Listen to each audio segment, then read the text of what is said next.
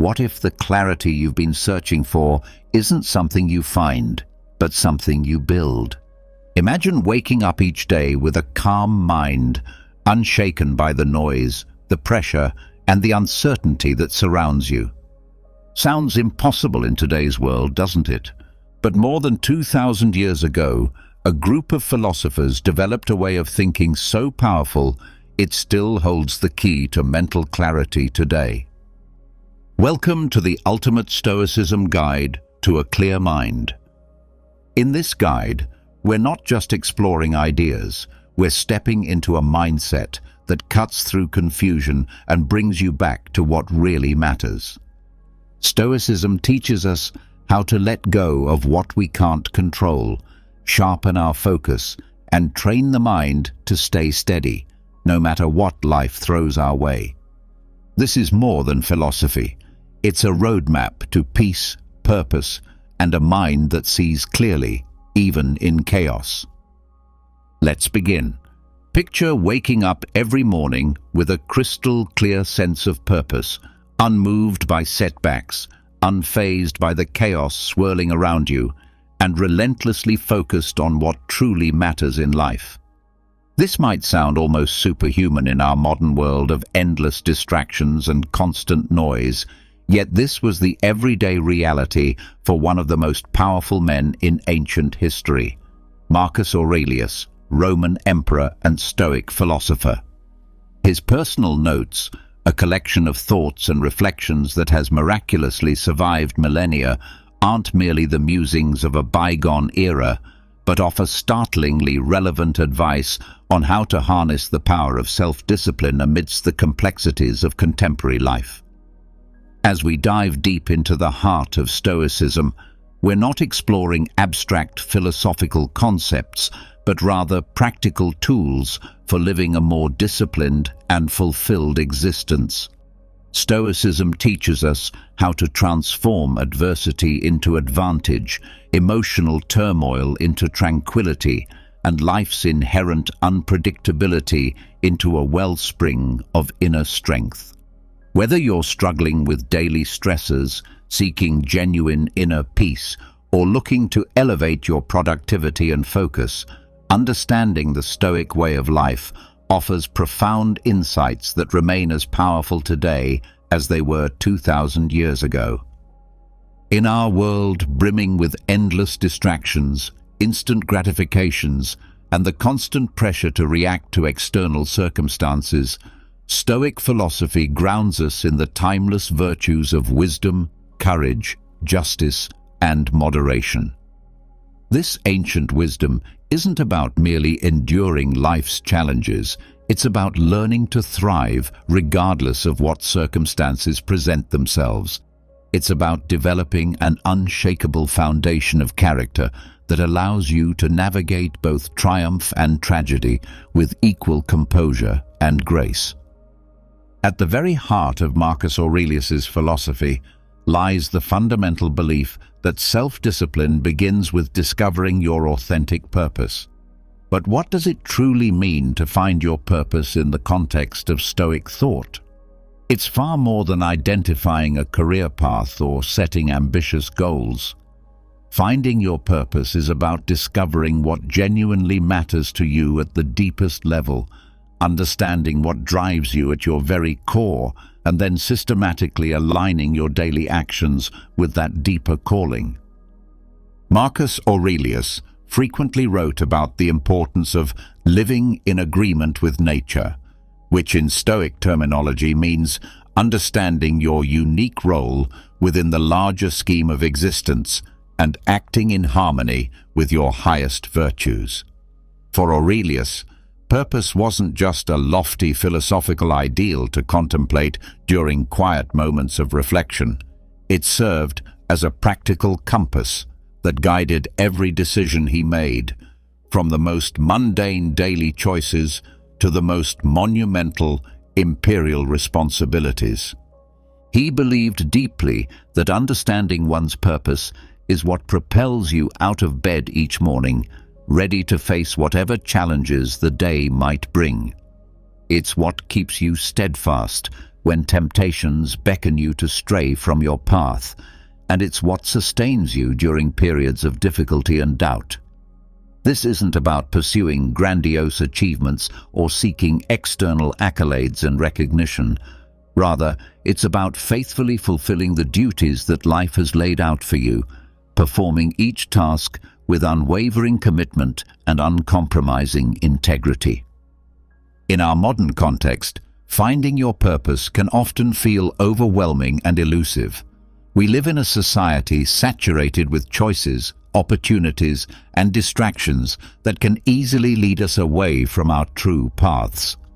Social media bombards us with images of others' seemingly perfect lives, creating artificial standards and expectations. Career options seem limitless, yet paradoxically paralyzing. The constant noise of opinions, advice, and societal pressures can drown out our inner voice. This is precisely where Stoic wisdom proves not just helpful, but absolutely essential. Stoicism teaches us to systematically peel back the layers of superficial desires, fleeting emotions, and external expectations to reveal what is truly essential for our well-being and growth. It encourages us to regularly ask ourselves penetrating questions. What is truly worth my time and energy? How can my actions today contribute meaningfully to the greater good? How can I use my unique talents and circumstances to serve something larger than myself? What legacy do I want to leave through my daily choices and behaviors? As we learn to apply this principle in our lives, we must pay attention to what we are naturally drawn toward, where we find deep and lasting satisfaction, and what challenges we feel genuinely motivated to solve. These are not random preferences, but important clues pointing toward our authentic purpose. Once we begin to identify these patterns, the Stoic practice of daily reflection becomes invaluable for maintaining our course. The practice of continually aligning your actions with your purpose, saying no to what doesn't serve your highest good and yes to what does, cultivates the self-discipline necessary to live a truly meaningful and impactful life. This requires constant vigilance and honest self-assessment. It means regularly evaluating whether your current activities, relationships, and commitments are moving you toward or away from your deeper purpose. Taking this insight from Marcus Aurelius and applying it practically, consider asking yourself each morning, what am I meant to do today that aligns with my deepest values? And each evening, engage in honest reflection. Have I lived true to my purpose today? Over time, this consistent practice will not only build tremendous self-discipline, but will gradually transform your entire life into a more purposeful and genuinely fulfilling journey. When Marcus Aurelius wrote extensively about self-discipline, a recurring theme throughout his personal reflections was the critical importance of learning to rely fundamentally on oneself. The principle of counting on yourself extends far beyond simple self-reliance. It represents an integral component of Stoic philosophy that emphasizes personal accountability, independence of thought, and inner strength. This concept isn't about isolation, stubbornly rejecting assistance from others, or believing you must face every challenge alone. Rather, it's about recognizing and accepting that the ultimate responsibility for your actions, reactions, and personal growth rests squarely within yourself. In Stoicism, the idea of focusing exclusively on what lies within your direct control is paramount to living well. Aurelius frequently discussed the immense power of the self in confronting whatever challenges life inevitably throws your way. By learning to count on yourself, you tap into your inner reservoir of resilience and strength, qualities that no external circumstance can diminish or destroy. This principle teaches you to trust deeply in your abilities to navigate through life's uncertainties and adversities with grace and wisdom. Building this kind of self-reliance means developing confidence not through arrogance or false bravado, but through genuine competence and a thorough, honest understanding of your own capacities and virtues. It requires you to become intimately familiar with your strengths and limitations, your patterns of thinking and reacting, and your core values and principles. This self-knowledge forms the foundation for making decisions that align with your authentic self, rather than being swayed by external pressures or the opinions of others. This emphasis on self-reliance can feel both liberating and daunting in today's hyper-connected world, where opinions, advice, and judgments are constantly available at our fingertips. Social media, news, and the endless stream of content can create a constant buzz of external voices, making it increasingly challenging to hear and trust your own inner voice. However, Stoicism provides practical guidance for filtering out this noise and learning to rely on your own reason and judgment. Aurelius believed that this internal guidance system was the most reliable counsel anyone could have because it is rooted in reason, experience, and virtue rather than emotion, bias, or external agenda. By learning to count on yourself, you develop true autonomy in your decision-making processes. This autonomy enables you to make choices that genuinely align with your values and principles, rather than being constantly swayed by external pressures, temporary emotions, or the need for approval from others. This autonomy is absolutely crucial for maintaining personal integrity and for living a life that remains true to your deepest convictions. It means taking full ownership of your choices and their consequences, both positive and negative. It means not blaming others when things go wrong, or crediting others when you succeed through your own effort and discipline. So, how can you begin to truly count on yourself in practical terms? It starts with small, manageable steps that gradually build your confidence and self-trust. Begin by making modest commitments to yourself and then keeping them religiously, regardless of how you feel in the moment. Set personal goals that matter to you and work toward them independently, without constantly seeking validation or approval from others. Take regular time to reflect deeply on your decisions and evaluate how well they align with your core values and long-term objectives. Pay attention to the outcomes of your choices and learn from both successes and failures. Notice when you tend to look to others for answers that you could find within yourself. Practice making decisions based on your own careful reasoning, rather than immediately seeking the opinions of friends, family, or online communities. Over time, these practices will significantly strengthen your self-discipline and make you more resilient and grounded when facing life's inevitable challenges. Marcus Aurelius consistently emphasized the transformative power of persistence, of showing up not just physically, but with full engagement and presence every single day. This practice isn't about sporadic bursts of monumental effort or waiting for inspiration to strike.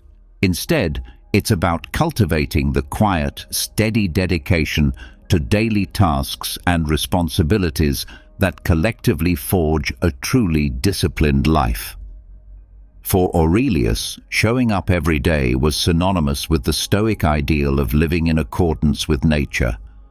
To him, nature demanded not just that we exist passively, but that we actively and meaningfully participate in life, contributing to the world through our actions, no matter how small or routine they might initially seem. Each new day presented itself as a fresh arena, not for grand battles or dramatic gestures, but for proving one's ongoing commitment to their principles and duties. It's in this consistency, this everyday effort and dedication, where authentic character is both built and rigorously tested. In today's world, where distractions are abundant and motivation can be frustratingly fleeting, the idea of showing up every day gains even greater significance and urgency.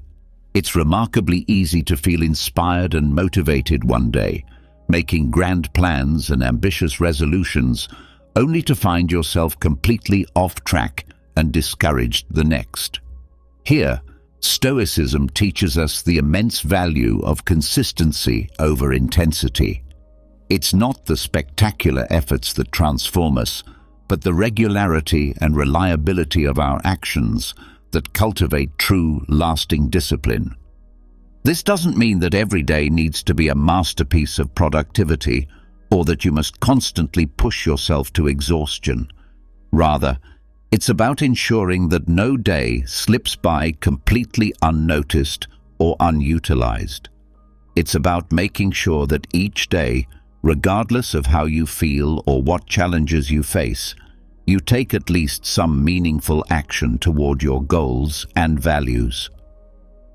Whether you're working to advance in your career, improve your physical health, deepen your relationships, develop a new skill, or simply become a better person, genuine progress in any area requires the simple, often overlooked commitment to show up consistently, day after day.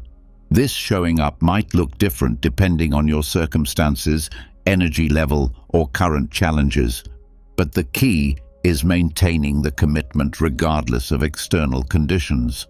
Moreover, showing up every day is deeply intertwined with the Stoic practice of mindfulness and present moment awareness. It means being fully present in the now and focusing on doing today's work today, without carrying the burdens of yesterday's failures or tomorrow's worries. Marcus Aurelius wrote extensively about the importance of focusing on the present moment, about doing the task at hand to the absolute best of your ability, without being distracted by past regrets or future anxieties. This intense focus on the present is what transforms routine activities into meaningful rituals and converts effort into genuine improvement.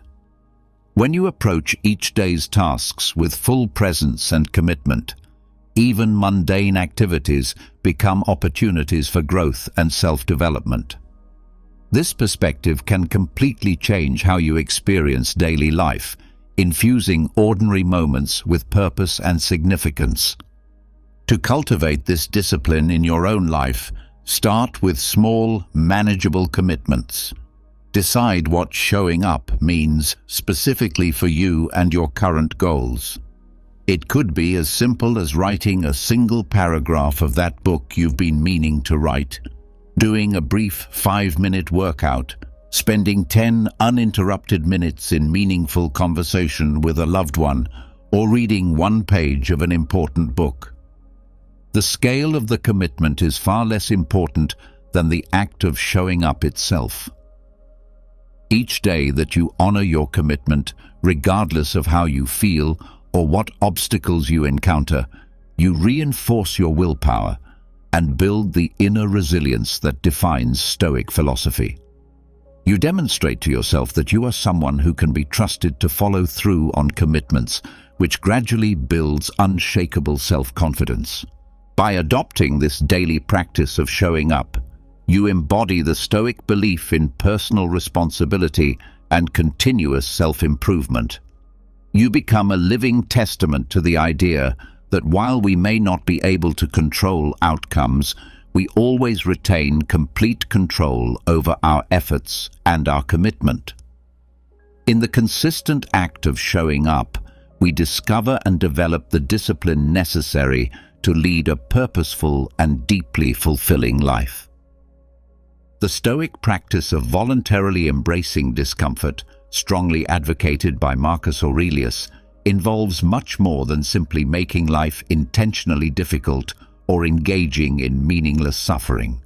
This principle is fundamentally about preparing yourself mentally and emotionally for life's unpredictabilities, systematically strengthening your resilience and deepening your appreciation for the things you currently have, but perhaps take for granted. Marcus Aurelius, like many Stoic philosophers, believed that experiencing discomfort voluntarily helps fortify the mind against times when life inevitably forces discomfort upon you. This might mean consciously choosing to forego certain luxuries you've grown accustomed to, deliberately enduring physical challenges that push your limits, or simply practicing self-denial in small but meaningful everyday decisions. The underlying logic is straightforward yet profound. If you're already accustomed to various forms of hardship through voluntary practice, sudden adversities won't throw you off balance emotionally or mentally. You're essentially training your resilience like a muscle, ensuring that you can face life's inevitable challenges with a calm, composed mind and a steady heart. This preparation isn't about becoming pessimistic or expecting the worst. It's about building the inner strength to handle whatever comes your way with grace and equanimity. But why deliberately embrace discomfort in a world that constantly strives to offer us greater comfort, convenience, and ease? The answer lies in the very fabric of Stoic philosophy and our understanding of human psychology. Growth, both personal and spiritual, most often happens at the edges of our comfort zones. By voluntarily stepping into less comfortable spaces, we not only test our mental and emotional boundaries, but systematically expand them over time. This practice isn't about punishing yourself or believing that suffering is inherently valuable. Instead, it's about fundamentally shifting your perspective from seeing comfort as an absolute necessity to viewing it as a luxury that you can consciously choose to enjoy or do without. This shift in perspective creates tremendous freedom and reduces your dependence on external circumstances for your well-being and happiness. When you practice voluntary hardship regularly, you also cultivate deep gratitude for the things you might otherwise take completely for granted. It's remarkably easy to become accustomed to everyday comforts and conveniences without truly appreciating them. But when you occasionally live without these comforts, you begin to appreciate them far more profoundly and genuinely. This heightened appreciation might come from something as simple as occasionally skipping a meal, which can dramatically heighten your appreciation for the food you do have and make you more conscious of the privilege of regular meals. It might involve choosing to walk or bike instead of driving when possible, which could deepen your gratitude for mobility, health, and the convenience of transportation.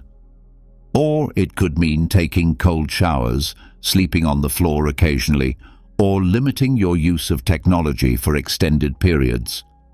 Moreover, voluntary hardship connects you to the reality that many people around the world live with involuntarily every single day. This connection can foster genuine empathy, humility, and a deeper, more nuanced understanding of the human condition.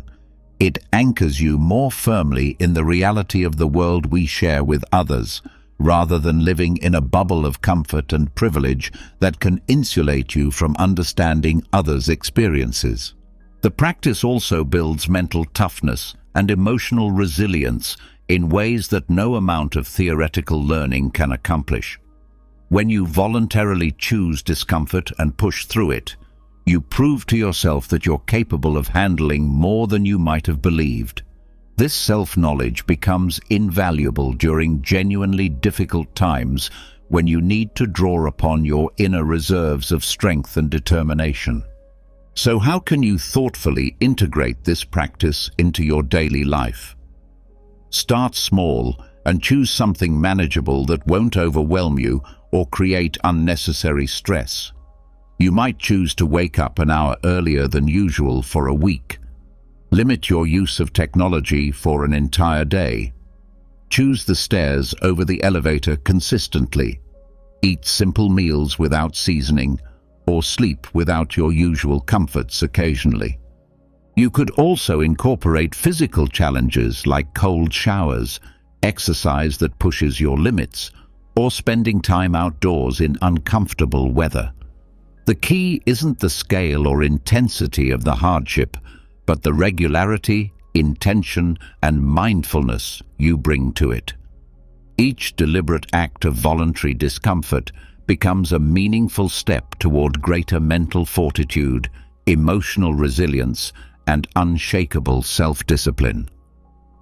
One of the most transformative concepts in Stoic philosophy is the dichotomy of control, a principle that distinguishes clearly between what is and isn't within your direct control, urging you to focus your energy, attention, and emotional investment solely on the former. This seemingly simple concept can profoundly transform your entire approach to life's challenges, dramatically reducing anxiety and fostering a much deeper sense of inner peace and resilience. So what exactly lies within your control according to Stoic philosophy? Primarily, it's your own actions, reactions, and judgments. Your thoughts, your will, your responses to events, your choices about how to interpret situations, your decisions about where to focus your attention. These constitute the primary arenas where you have genuine agency and power. Everything external to these internal processes, the weather, the actions and decisions of others, global events, economic conditions, other people's opinions of you, lies outside your direct control. Marcus Aurelius consistently emphasized this crucial point throughout his personal meditations, noting repeatedly that becoming upset, disturbed, or emotionally reactive about things outside your control is not just futile, but actively counterproductive to your well-being and effectiveness. He understood that energy spent worrying about uncontrollable factors is energy that could be better invested in areas where you can actually make a meaningful difference. Practicing the dichotomy of control starts with this fundamental realization. While you can certainly influence external events through your actions and choices, you cannot control them entirely. The Stoic learns to accept this fact not as a passive resignation, but as a liberating truth that frees you to focus on what actually matters. By concentrating on your own actions and letting go of attachment to specific outcomes, you can maintain your tranquility and effectiveness regardless of circumstances. This doesn't mean becoming indifferent, detached, or uncaring about the world around you. Instead, it means learning to engage with life more constructively, channeling your efforts precisely where they can actually make a tangible difference rather than dissipating your energy on things beyond your influence. In practical daily life, applying the dichotomy of control means developing the habit of asking yourself, "Is this within my control?" before reacting emotionally to any situation. If the answer is no, the Stoic practice is to consciously let it go and redirect your attention to what you can control. This is undoubtedly easier said than done, requiring consistent practice, mindfulness, and occasional gentle reminders to yourself about what truly lies within your sphere of influence. This principle has profound implications for how you approach goal setting and manage your expectations around outcomes. While it's natural and appropriate to strive toward your goals with dedication and effort, tying your happiness, self-worth, or sense of success exclusively to the realization of outcomes determined by countless external factors is setting yourself up for frustration and disappointment. Instead, Stoicism teaches you to find deep satisfaction in the pursuit itself, in your adherence to your values throughout the process, and in the quality of effort you consistently put forth. This shift in focus from outcomes to process, from external validation to internal integrity, creates a much more stable and sustainable foundation for well-being and success. Marcus Aurelius and other Stoic philosophers never promised a life without challenges, setbacks, or disappointments.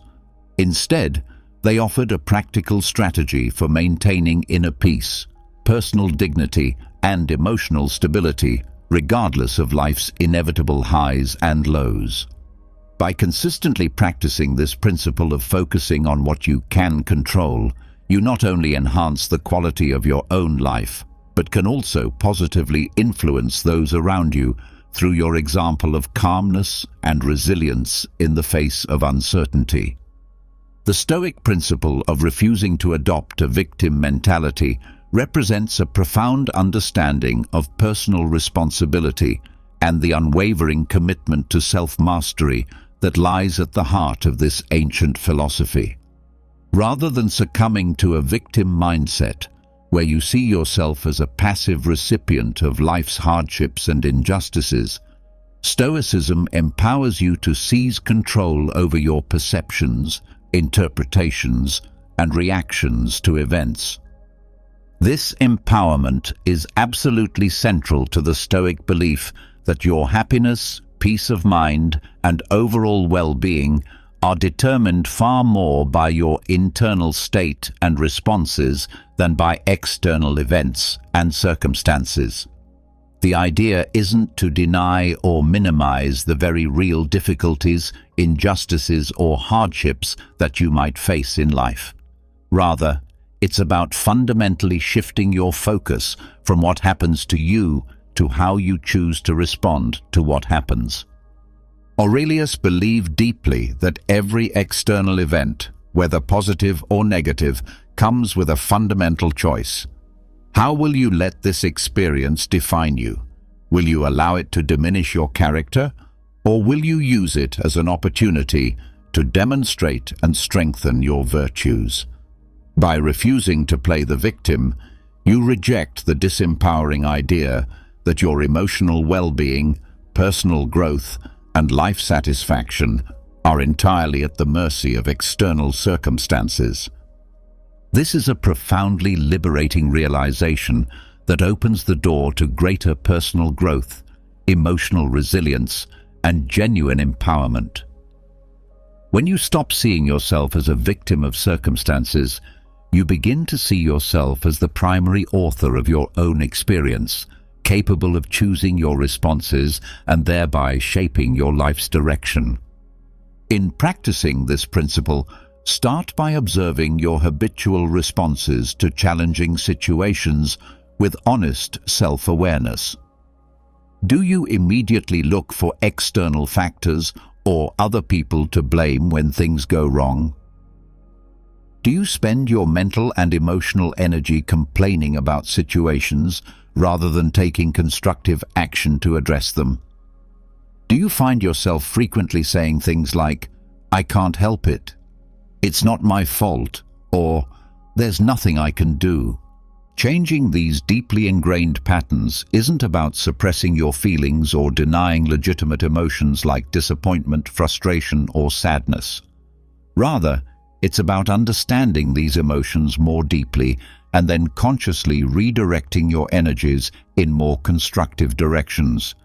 It involves fully acknowledging your pain and disappointments while simultaneously recognizing your inherent capacity to move forward and grow despite them.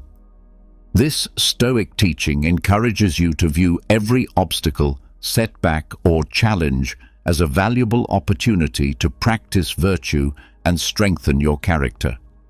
This perspective is fundamentally proactive and deeply empowering.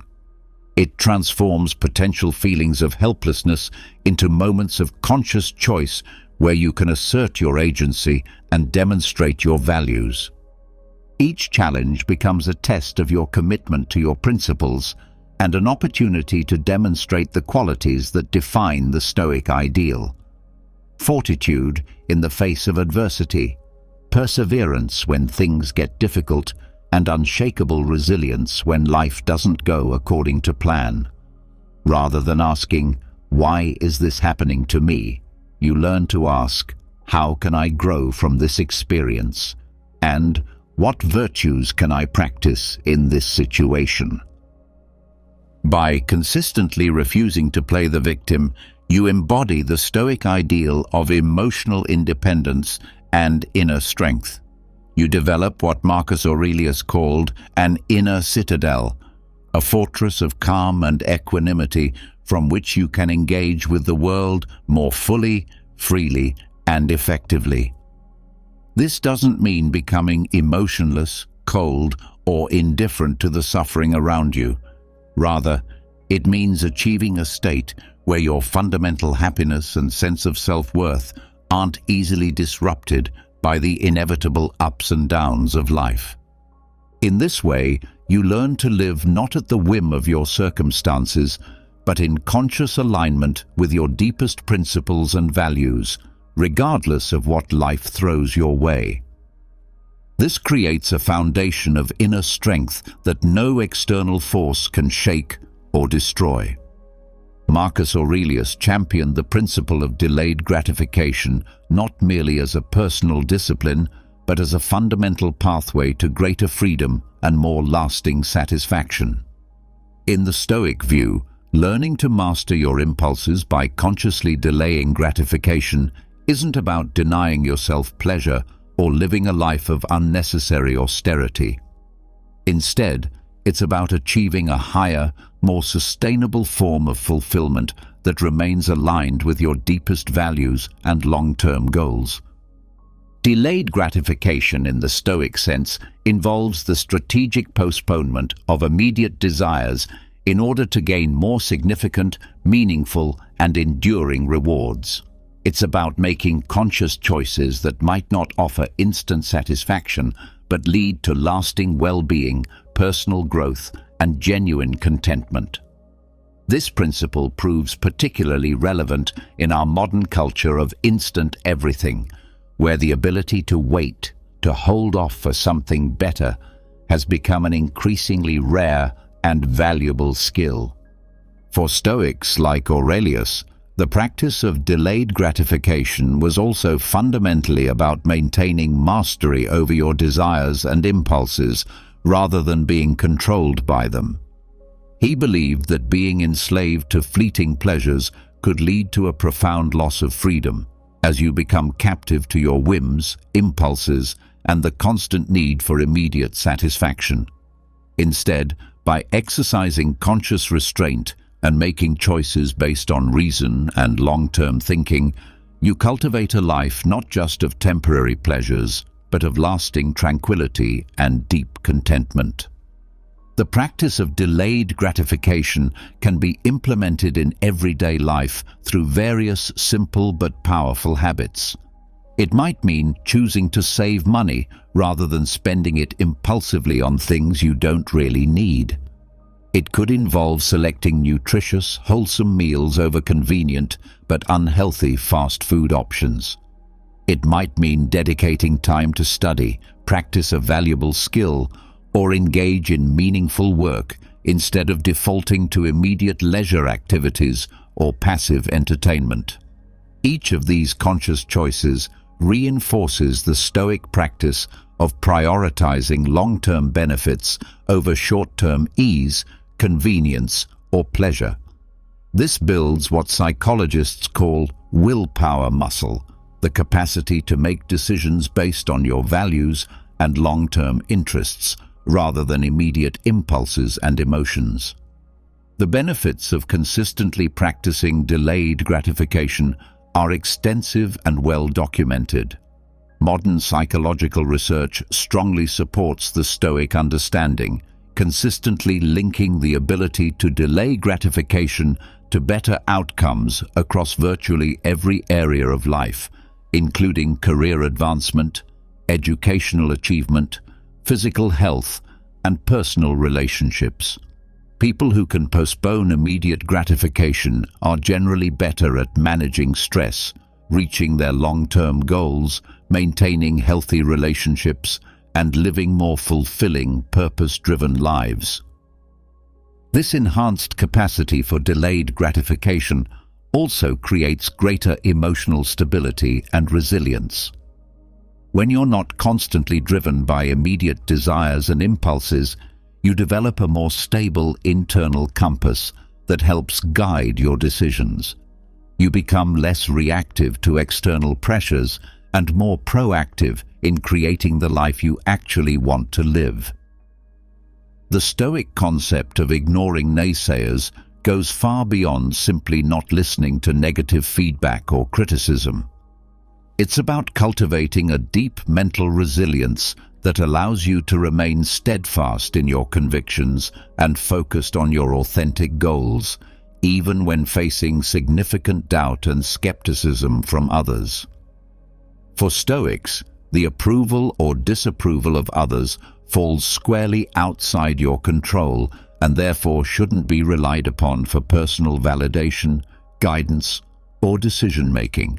Marcus Aurelius wrote extensively about focusing exclusively on actions and opinions within your own control, emphasizing repeatedly that true peace comes from within and cannot be shaken by external judgments, no matter how loudly or frequently they're expressed.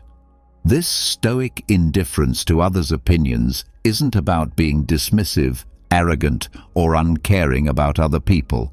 Rather, it's about maintaining a strong internal locus of control that allows you to filter out noise that doesn't serve your higher purposes or align with your core values. In practical terms, ignoring naysayers becomes crucial in our modern world, where opinions are abundant. Criticism is often just a click away, and everyone seems to have strong views about how others should live their lives. Social media amplifies this phenomenon, creating echo chambers where negative voices can seem overwhelming and discouraging. Feedback can feel constant and inescapable.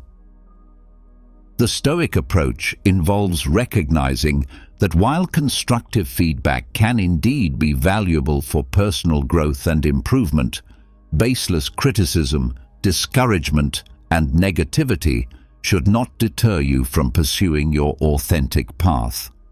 This distinction between constructive feedback and destructive negativity is vital and requires developing wisdom and discernment. Stoicism teaches you to carefully evaluate the source and intent of any criticism you receive. Is it coming from someone with genuine expertise and experience in the relevant area? Is it offered with good intentions and your best interests at heart? Does it align with your core values and long-term objectives?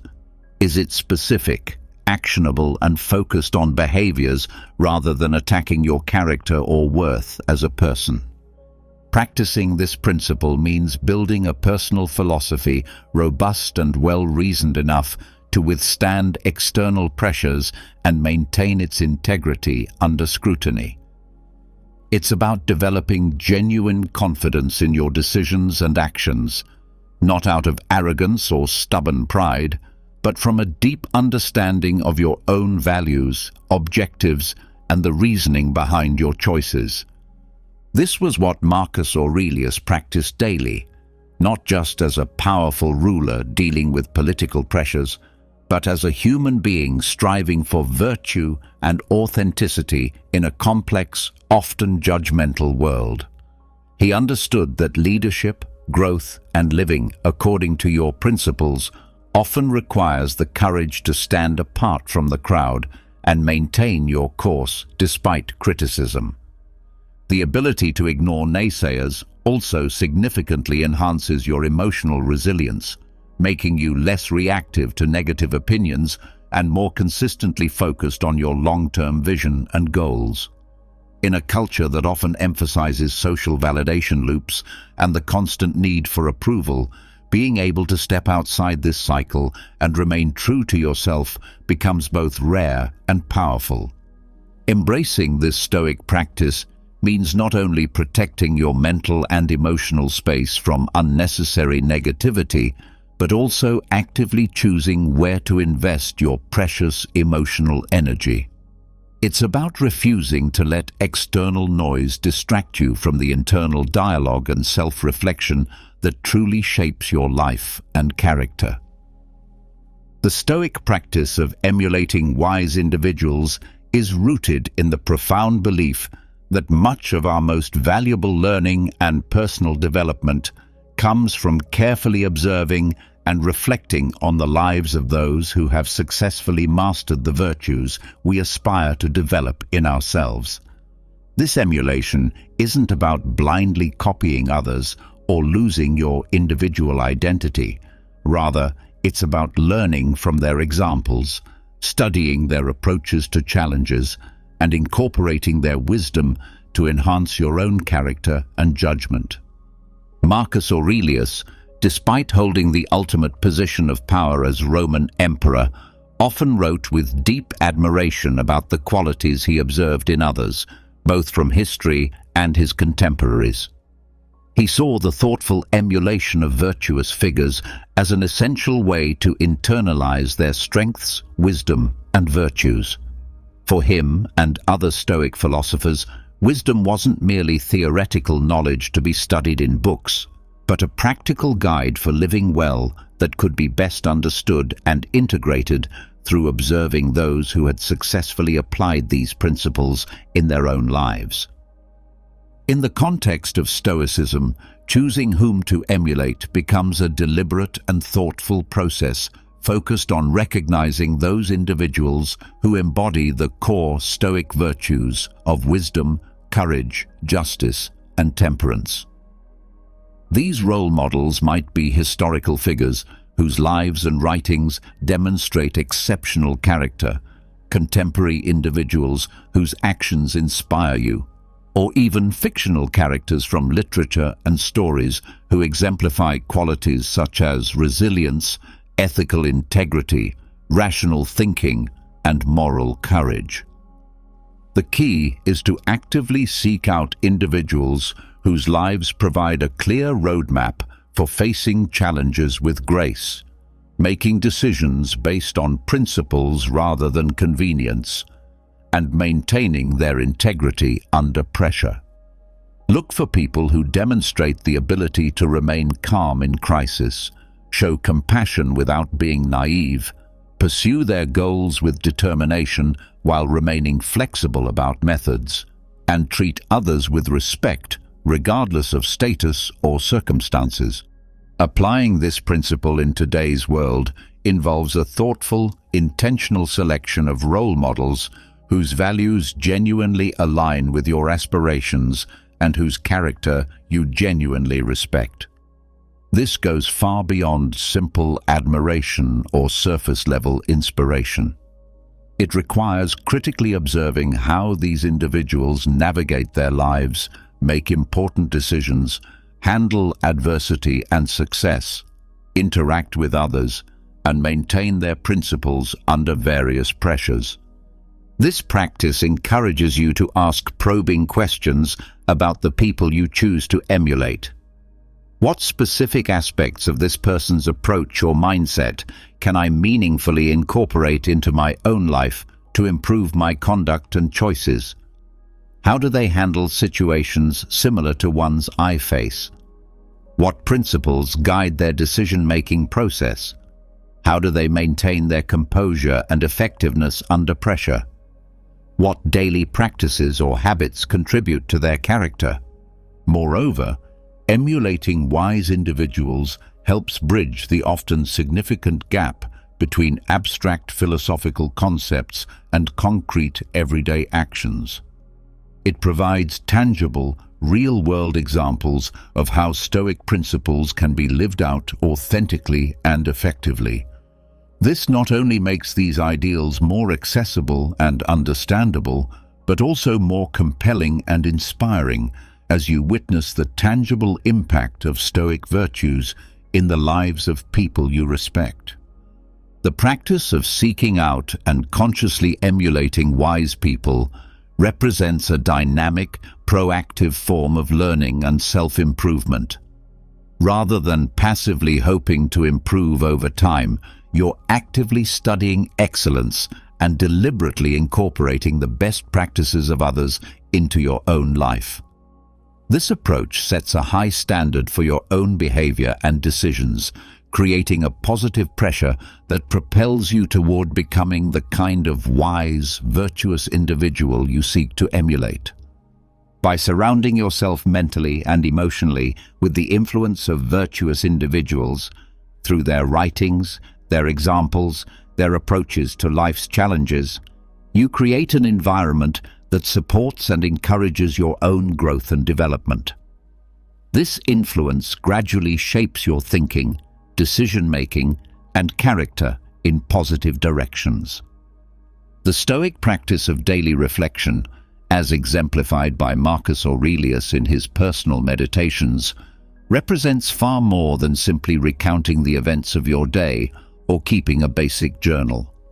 This practice involves a profound and honest reflective examination of your thoughts, actions, motivations, and responses throughout the day, with the specific goal of discerning whether these behaviors aligned with your values and the Stoic virtues of wisdom, justice, courage, and moderation.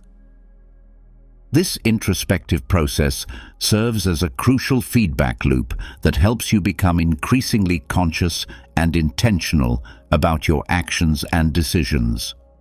Rather than moving through life on autopilot or being driven primarily by habits and impulses, daily reflection creates space for genuine self-awareness and conscious growth.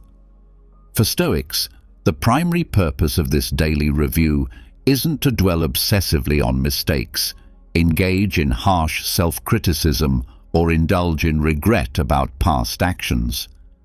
Instead, it's about observing your patterns with compassion and objectivity, then making conscious adjustments based on what you learn.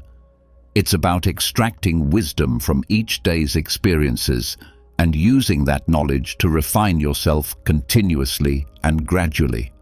Marcus Aurelius used this technique not only as a way to ensure that he was fulfilling his duties as an emperor, but also as a method for growing as a philosopher and human being. His famous Meditations are essentially a record of this daily practice, showing how he worked through challenges, reminded himself of important principles, and held himself accountable to his highest ideals.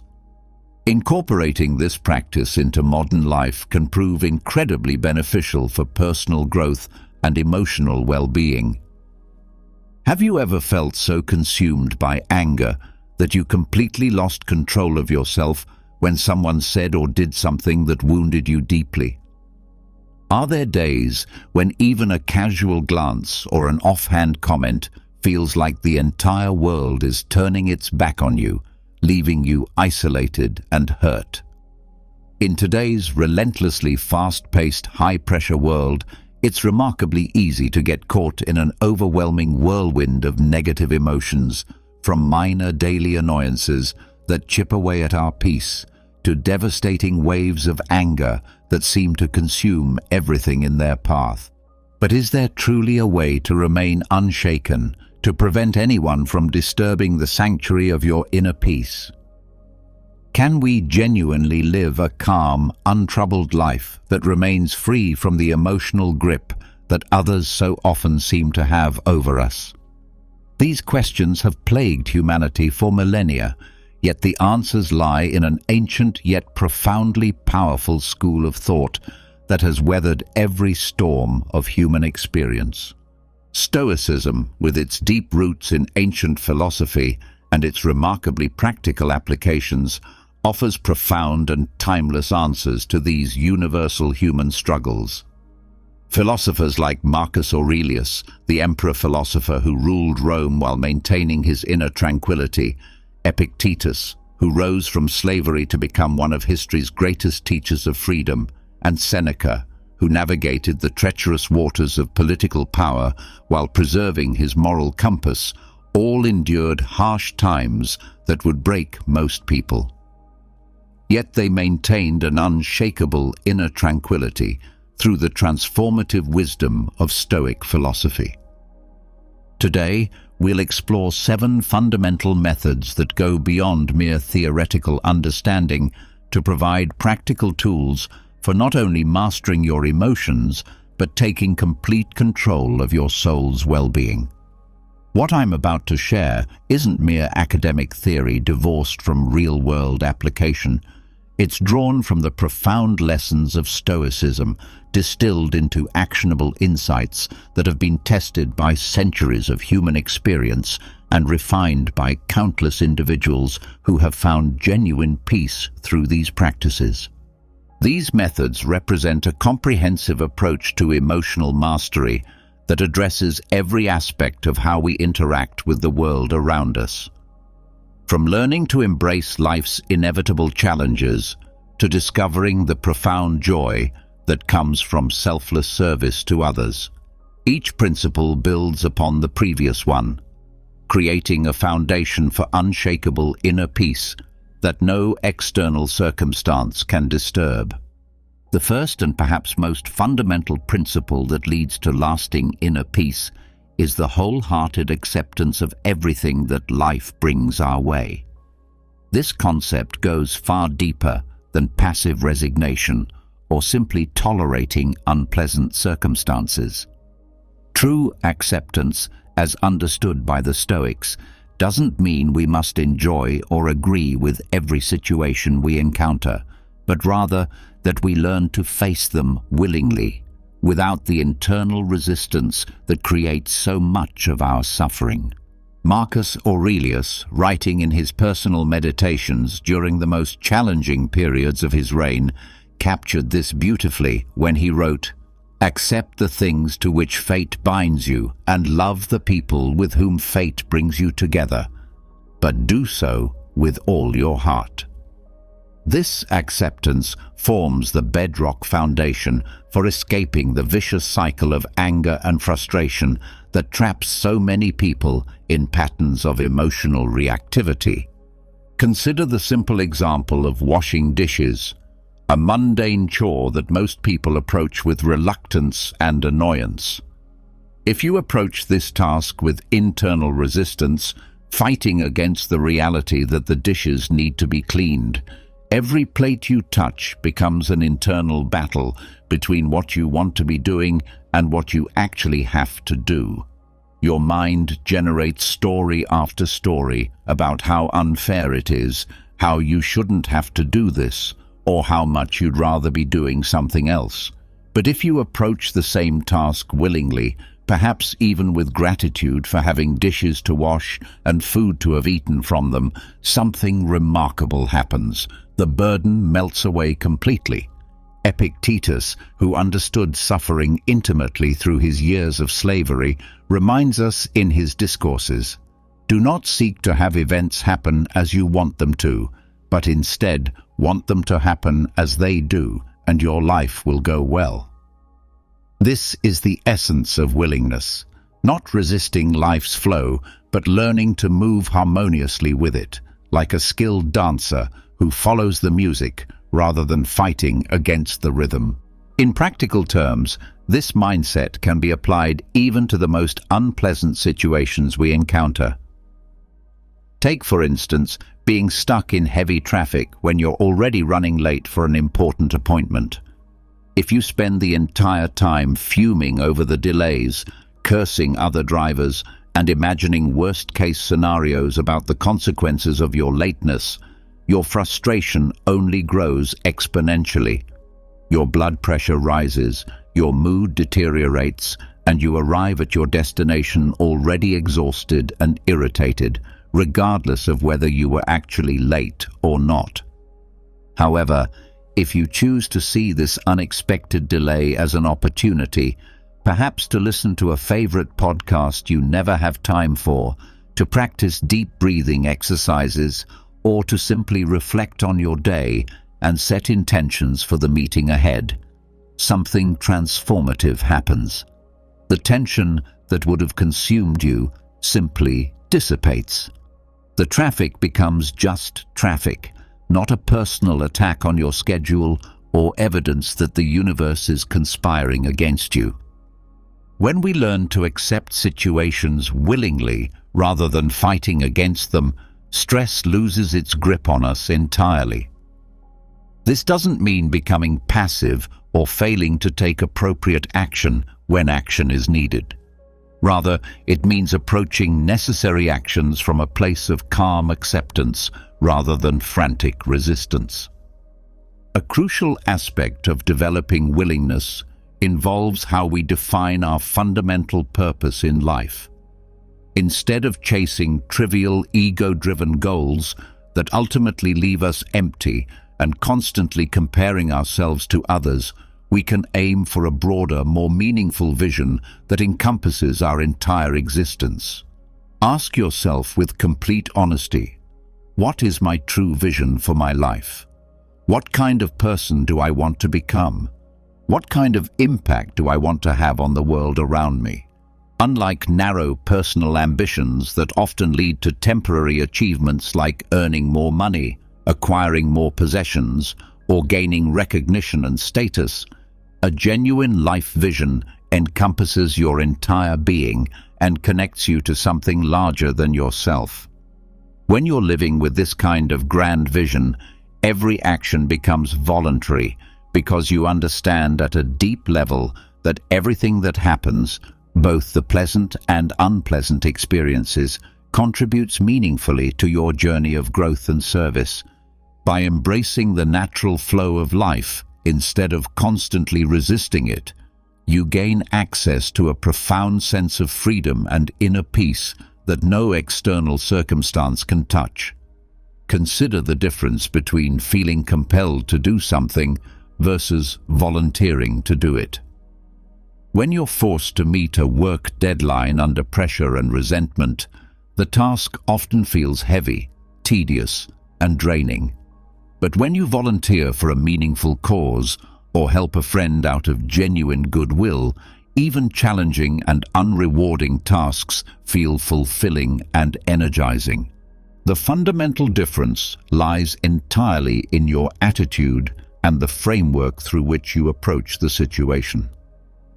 Voluntary actions stem from an internal sense of control and choice, transforming "I choose to do this" into a source of empowerment and meaning, while "I have to do this" becomes a mental prison that drains your energy and enthusiasm.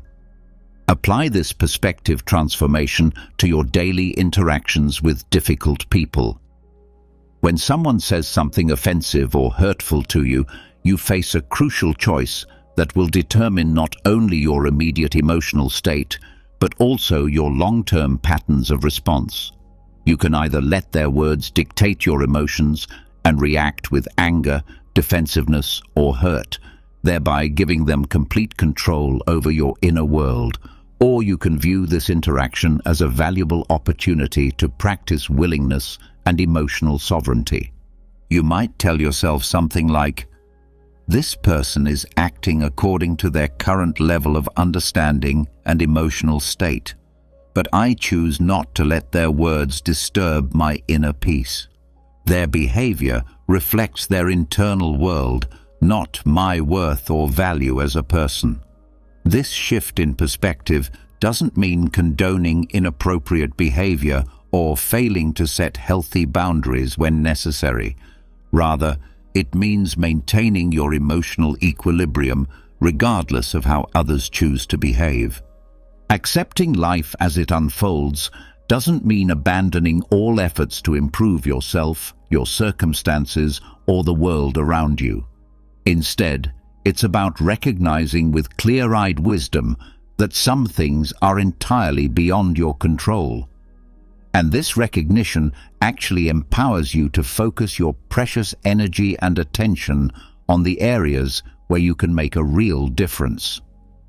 For instance, if you face harsh criticism at work, you can choose to see it as a valuable chance to learn and grow rather than taking it as a personal attack on your character or abilities.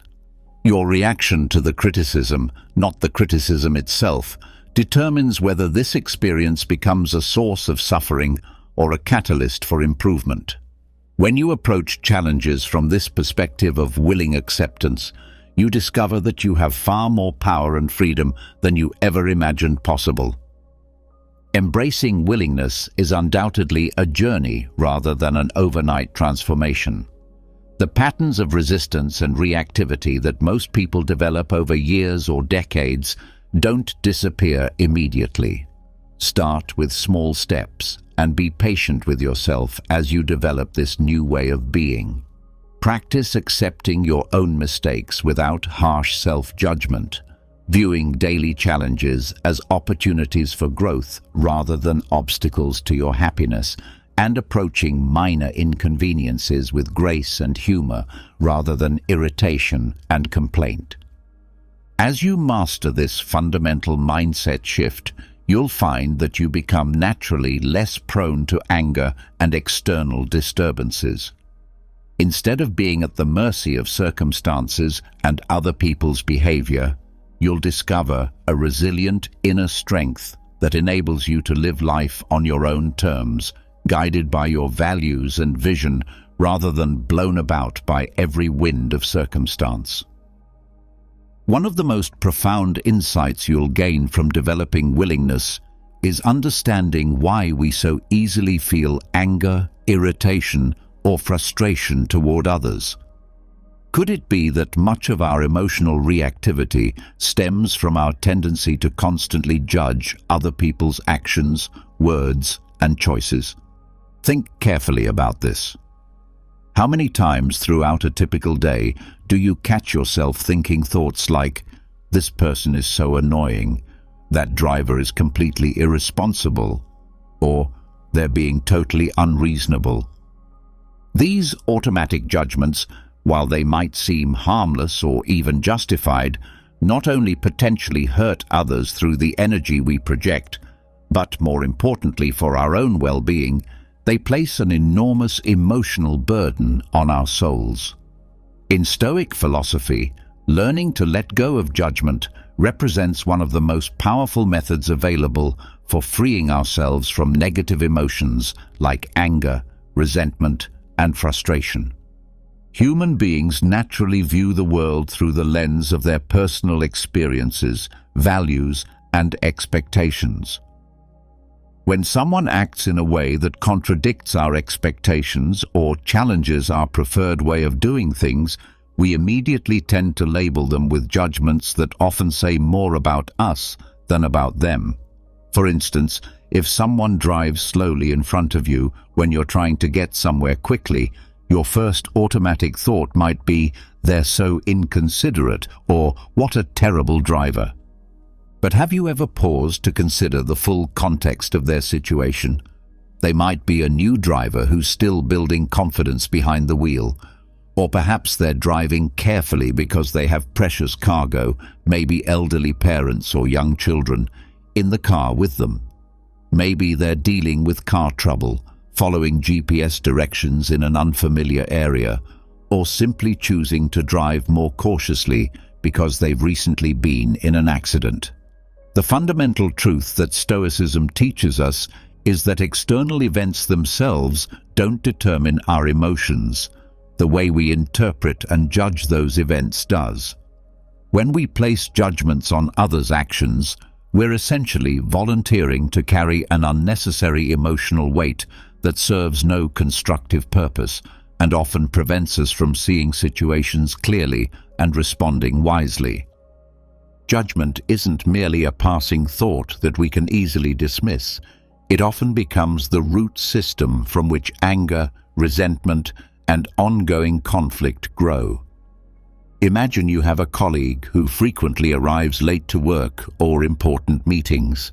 If you immediately judge them as lazy, irresponsible, or disrespectful, your irritation and frustration will likely grow day by day, creating an ongoing source of stress and negativity in your work environment. However, if you practice suspending judgment and instead consider that they might be dealing with challenges you're unaware of, perhaps caring for a sick family member, managing a difficult commute, or struggling with health issues, your perspective naturally softens. This doesn't mean you condone chronic lateness or fail to address problems when they genuinely affect your work. Rather, it means you approach the situation from a place of curiosity and understanding rather than automatic condemnation. This shift protects you from unnecessary negative emotions while simultaneously opening the door to more effective communication and problem solving. When you're not emotionally charged with judgment and resentment, you're much more likely to have productive conversations and find workable solutions. Stoicism doesn't teach us to ignore genuine problems or become doormats who accept any behavior without question. Instead, it teaches us to see situations more clearly by removing the distorting lens of automatic judgment. As Marcus Aurelius wisely wrote, "You always own the option of having no opinion. There is never any need to get worked up or to trouble your soul about things you can't control." This insight reveals something profound about human nature. No one is entirely good or entirely bad. People are complex beings whose actions are shaped by their circumstances, their history, their current stress levels, their understanding, and countless factors that remain invisible to outside observers. Reflect on times when you didn't act your best, perhaps when you were exhausted, overwhelmed, grieving, or dealing with personal challenges. In those moments, would you have wanted others to judge you harshly based on your temporary behavior, or would you have preferred understanding and compassion? Similarly, the actions of others rarely represent fixed character traits, but rather temporary expressions influenced by factors we may never know about. In supportive, understanding environments, even people who seem difficult can demonstrate remarkable kindness and cooperation. Conversely, under sufficient pressure or stress, anyone can behave in ways that seem uncharacteristic or problematic. Picture yourself at a restaurant where a server accidentally spills water on your table. Your immediate reaction might be irritation. "They're so careless," or "how unprofessional."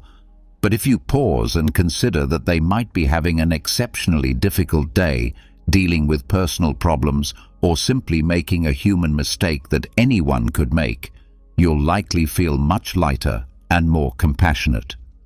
This is the transformative power of releasing judgment. It not only frees you from unnecessary emotional discomfort, but also fosters deeper empathy and connection with those around you.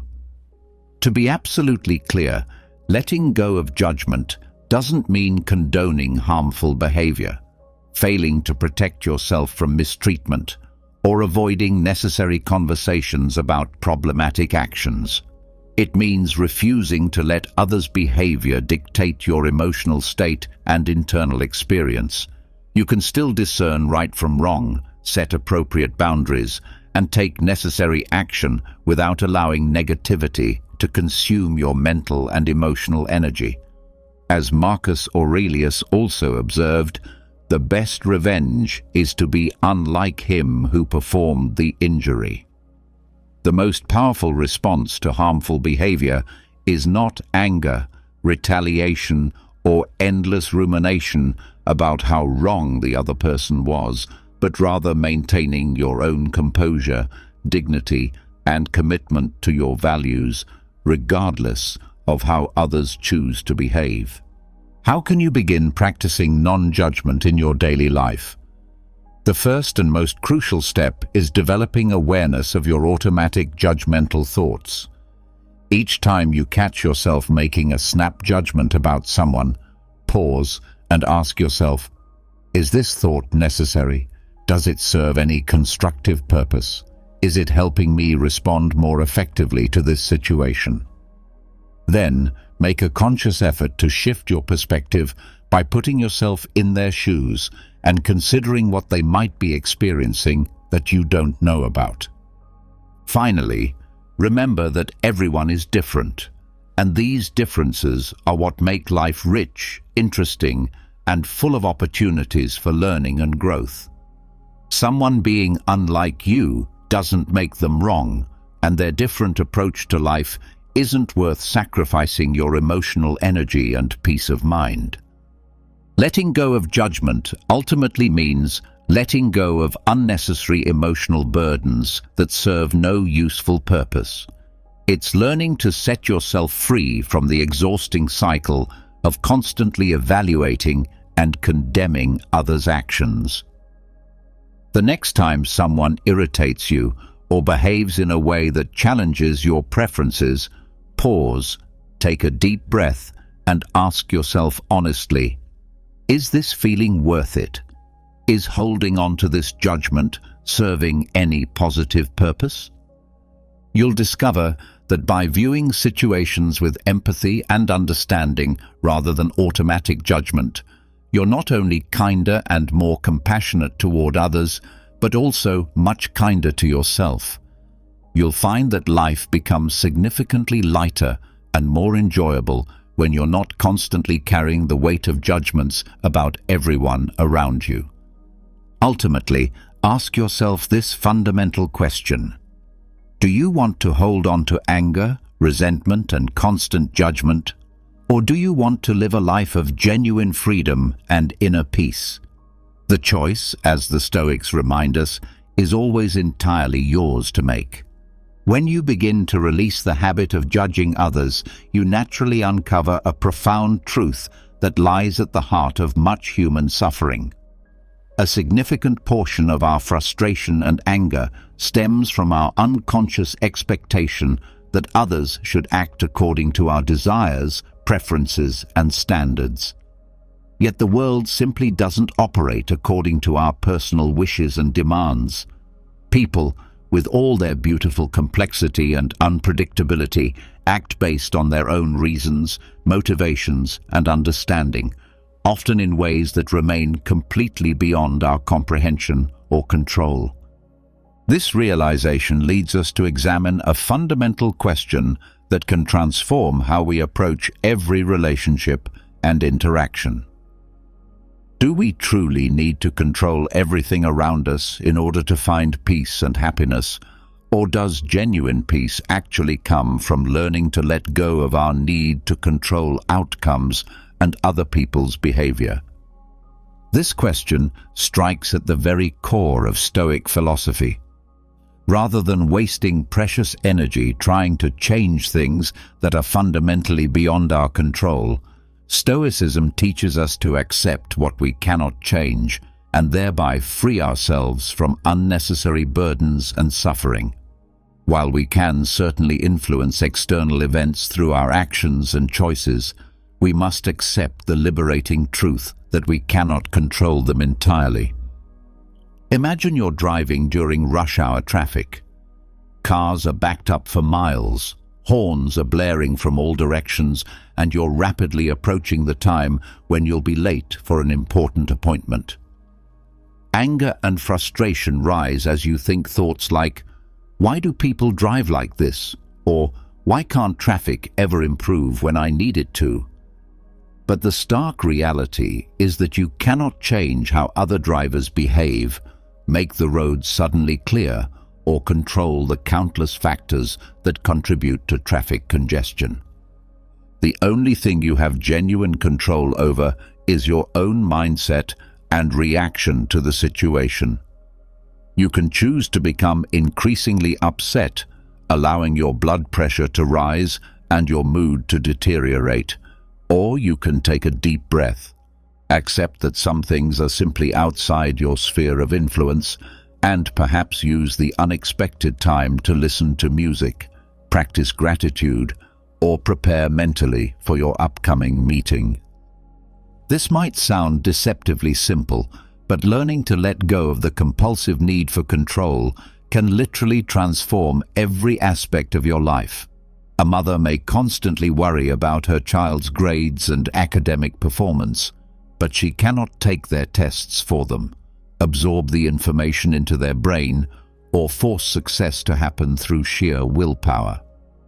An employee might feel frustrated by their boss's seemingly unreasonable decisions, yet they cannot control their supervisor's thoughts, priorities, or management style. Negative emotions most often arise when we place high expectations on outcomes that are determined by countless external factors beyond our power. When reality inevitably falls short of these unrealistic expectations, disappointment, frustration, and resentment naturally follow. We set ourselves up for suffering by tying our happiness and peace of mind to things we cannot control. Consider the story of a passionate young entrepreneur who spent several years building a technology company, hoping to revolutionize an entire industry through innovation and hard work. However, when the product finally launched, market feedback was deeply disappointing. Sales were sluggish, customers didn't understand the value proposition, and competitors seemed to gain traction more easily. Initially, the entrepreneur's response was to become increasingly frustrated and bitter. He blamed customers for not understanding the obvious value of his product, suspected competitors of engaging in unfair practices, and convinced himself that the market was simply too ignorant to appreciate true innovation. These emotions trapped him in a cycle of bitterness and helplessness that made it impossible to think clearly or adapt effectively. During a conversation with a mentor who understood Stoic principles, he was encouraged to focus on what he could actually improve instead of fixating on uncontrollable factors like market conditions, competitor actions, or customer preferences. This fundamental shift in perspective opened an entirely new way of approaching the challenges. Instead of blaming external factors, he began asking different questions.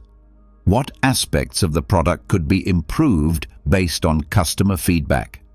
How could the marketing message be clarified to better communicate value? What partnerships or distribution channels might be worth exploring? By letting go of what was beyond his control and focusing intensely on areas where he could make a real difference, he felt lighter, more creative, and significantly more effective. Eventually, this shift in approach led to breakthrough improvements in the product, a more effective marketing strategy, and ultimately greater success than he had originally envisioned.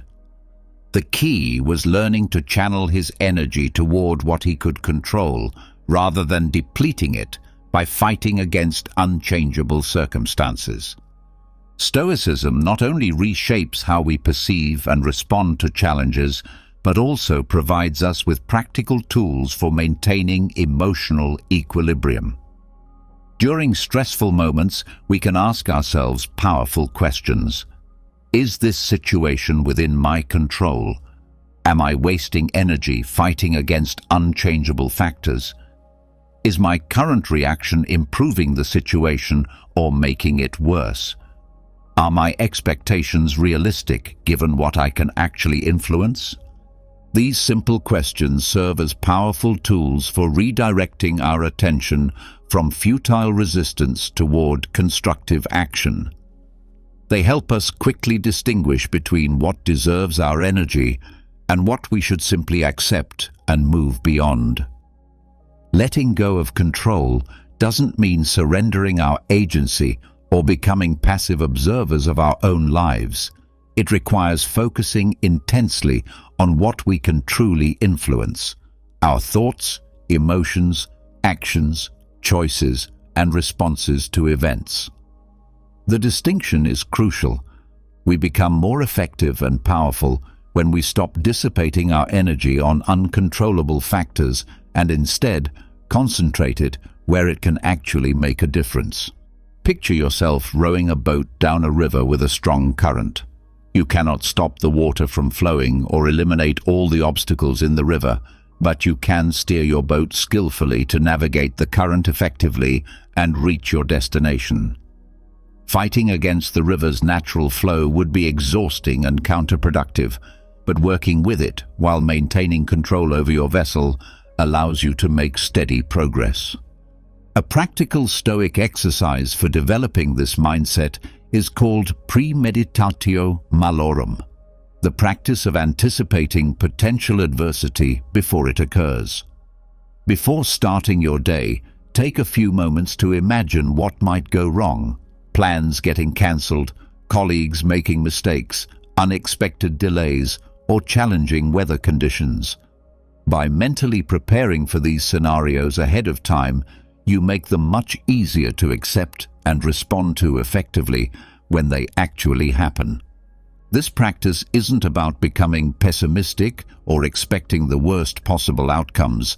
Rather, it's about building mental resilience and emotional flexibility so that you're not caught completely off guard when life doesn't go according to plan. When you've already considered how you might respond to various challenges, you're much more likely to remain calm and composed when they actually occur. Ultimately, letting go of the need to control everything is not a sign of weakness, defeat, or resignation. It's a powerful form of liberation that frees you to focus your energy where it can actually make a positive difference. When you stop clinging desperately to outcomes that depend on factors beyond your influence, you'll experience an extraordinary sense of inner peace and freedom. Start small and be patient with yourself as you develop this new way of thinking and responding. Don't try to change other people's opinions about you. Avoid dwelling on past mistakes that cannot be undone, and resist the urge to hold on to expectations about how things should unfold.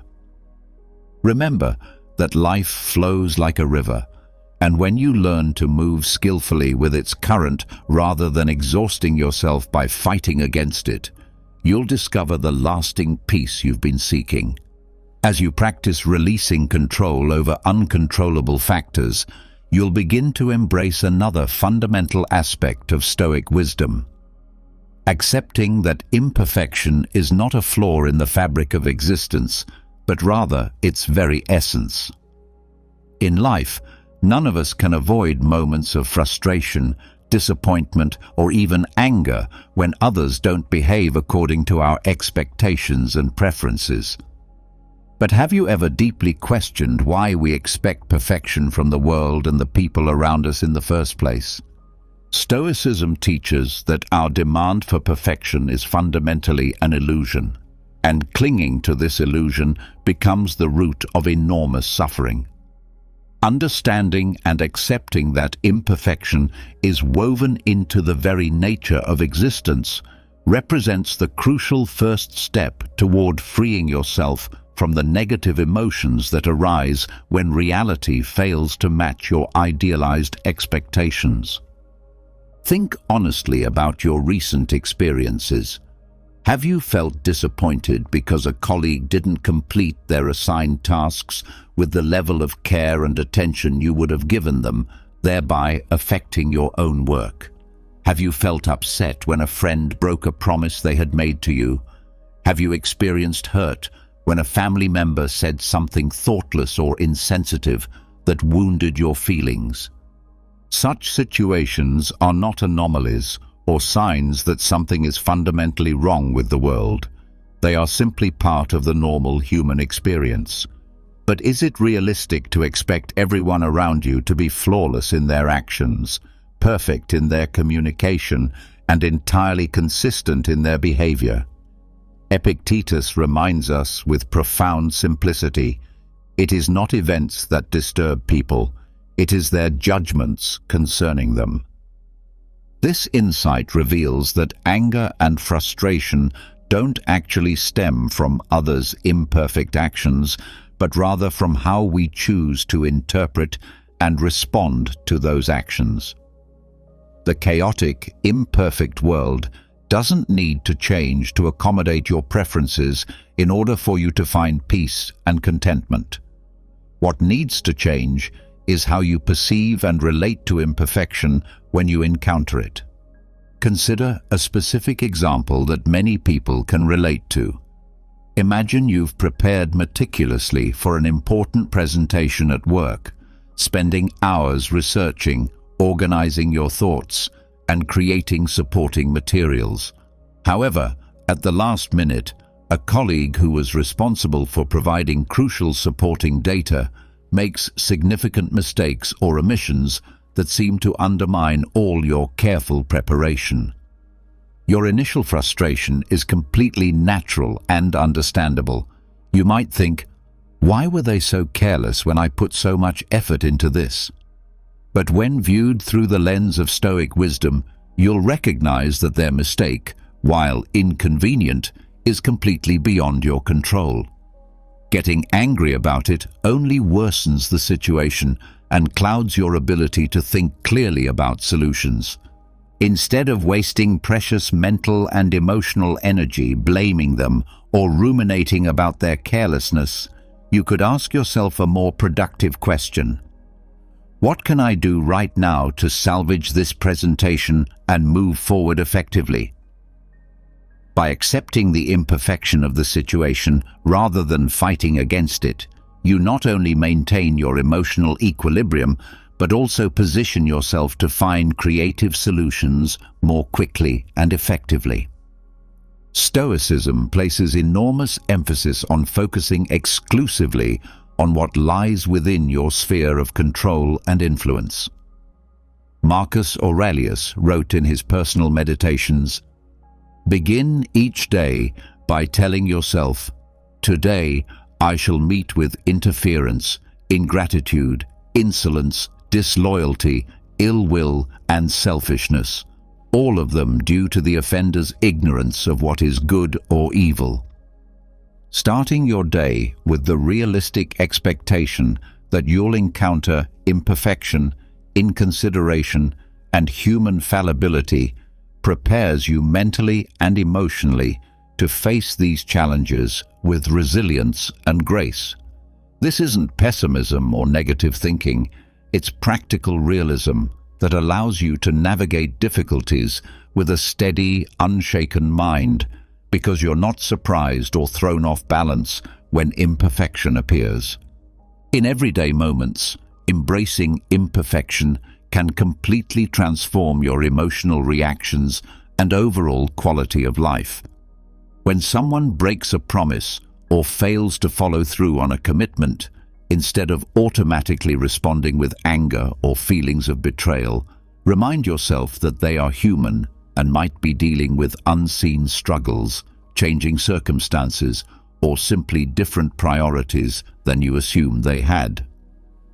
If you feel misunderstood or misinterpreted in a conversation, stay calm and seek clarity rather than jumping immediately to negative conclusions about the other person's intentions.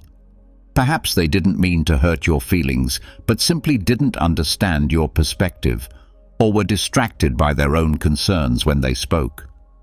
When faced with rudeness, criticism, or inconsiderate behavior from others, ask yourself honestly, does this truly harm me in any meaningful way, or is it primarily my interpretation and expectations that are making me feel hurt? Often you'll discover that the actual impact of others' imperfect behavior is far less significant than the emotional story you've created about what their behavior means. Accepting imperfection doesn't mean giving up on personal growth, abandoning your efforts to improve yourself, or lowering your standards for how you treat others. On the contrary, it liberates you from the exhausting burden of constantly demanding that others meet your expectations. When you stop requiring that others act exactly as you wish they would, you free yourself from perpetual disappointment and can focus your energy on what truly matters. For example, in romantic relationships, we often expect our partner to understand us perfectly, anticipate our needs, and respond to situations exactly as we would. But the truth is that even people who love you deeply cannot always read your emotions accurately or respond in precisely the way you hope they will. Instead of blaming them for not being mind readers, ask yourself, can I communicate my needs more clearly to foster better understanding between us? This approach not only reduces relationship conflict and dissatisfaction, but also builds genuine empathy and deeper connection. When you truly accept that your partner, like all humans, is imperfect and learning as they go, you create space for compassion, growth, and authentic intimacy rather than constant judgment and criticism. When you genuinely accept the world's inherent imperfections, something beautiful happens. You begin to find unexpected joy and meaning in its flaws and inconsistencies. A careless coworker becomes an opportunity to practice patience and understanding. An inconsiderate friend becomes a chance to develop your capacity for compassion and forgiveness. Even a rude stranger becomes a moment to demonstrate grace under pressure and maintain your inner peace, regardless of how others choose to behave. Ask yourself with complete honesty, have I ever made mistakes that inconvenienced or hurt others? If I want understanding and forgiveness from others when I fall short, why can't I extend that same understanding and forgiveness to them? This perspective reminds you that everyone, including yourself, is simply doing their best with their current level of awareness, understanding, and capacity. As Seneca wrote with profound insight, "He who is brave is free." The courage to face imperfection without being derailed by it is not just a sign of compassion toward others, but a pathway to genuine inner freedom. Life doesn't have to be perfect for you to find deep happiness and contentment within it. When you stop expecting perfection from others and from the world around you, you release yourself from the impossible burden of constant disappointment and frustration. Marcus Aurelius captured this beautifully when he wrote, "The happiness of your life depends upon the quality of your thoughts."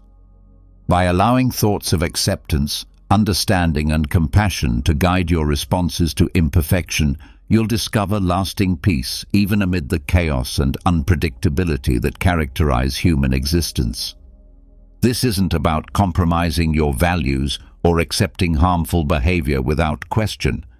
It's about mastering the art of living skillfully in an imperfect world while maintaining your inner tranquility and dignity, regardless of what happens around you. When we truly learn to accept the inevitable imperfections of the world around us, a new door opens, a door that leads us inward to examine our own inner landscape and emotional responses. The world may indeed be chaotic, people may consistently fall short of our expectations, and circumstances may rarely unfold exactly as we planned or hoped they would. But must these external realities necessarily disturb our inner peace and emotional equilibrium? Accepting external imperfections represents an important first step, but the more profound and transformative challenge lies in learning to take complete responsibility for our own emotions, regardless of what circumstances or other people's behavior we encounter. This brings us face to face with a fundamental question that can revolutionize how we experience life. Who is truly responsible for your emotions? You, or the circumstances and people beyond your control? Stoicism compels us to confront this truth with unflinching honesty and courage. While it may be easier and more comfortable to believe that our emotions are caused by external events, taking full responsibility for our inner experience is the key to genuine freedom and lasting peace. Imagine standing in a long line at the supermarket on a busy weekend. The store is crowded, tensions are high, and people around you seem impatient and irritated. Suddenly, someone cuts directly in front of you without so much as an apology, acknowledgement, or even a glance in your direction. In that moment, irritation naturally rises. You feel disrespected, treated unfairly, and perhaps angry at their obvious rudeness and inconsideration. You could respond by voicing your anger loudly enough for others to hear, grumbling under your breath about inconsiderate people, or carrying that resentment and negative energy with you for the rest of the day, allowing it to color every subsequent interaction. But there is another choice available to you, one that requires courage and conscious effort, but leads to genuine freedom. You can pause in that moment and ask yourself with complete honesty, is this person's thoughtless action truly worth sacrificing my peace of mind? They may indeed be wrong in their behavior, but my emotions belong to me. Why should I allow their momentary inconsideration to dictate how I feel for the next several hours? If you consciously choose calmness over reactivity, something remarkable and transformative happens. The initial irritation naturally fades away, like a wave receding from the shore. The person who cut in line might remain completely oblivious to their rudeness and its impact on others, but their actions no longer hold any power over your emotional state unless you specifically choose to give them that power. The line might be slightly longer now, but your inner peace remains completely intact. What could have become a major source of stress and negative emotion becomes just another minor, forgettable moment in your day, rather than the spark that ignites a cascade of ongoing frustration and resentment.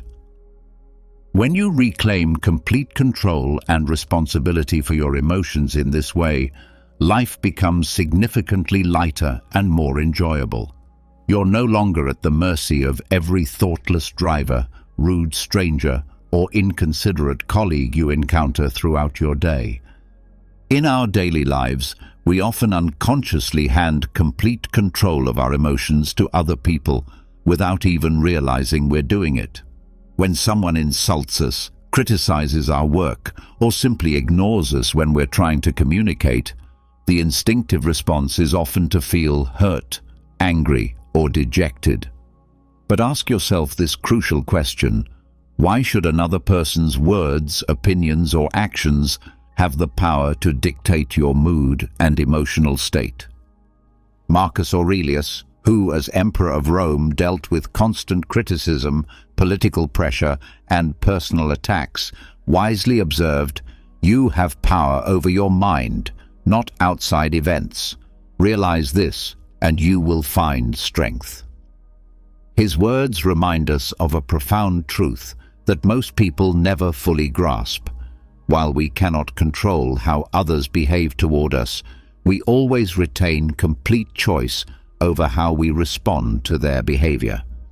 Consider a time when you were unfairly criticized at work, perhaps in front of colleagues or clients. Anger and frustration may have felt inevitable and completely justified.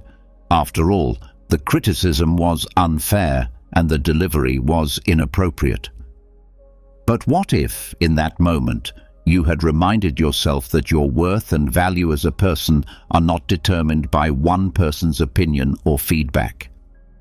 By consciously reframing your reaction and refusing to internalize their criticism as a reflection of your true worth, you would have freed yourself from their influence over your emotional state. This doesn't mean ignoring potentially valuable feedback or failing to address legitimate concerns.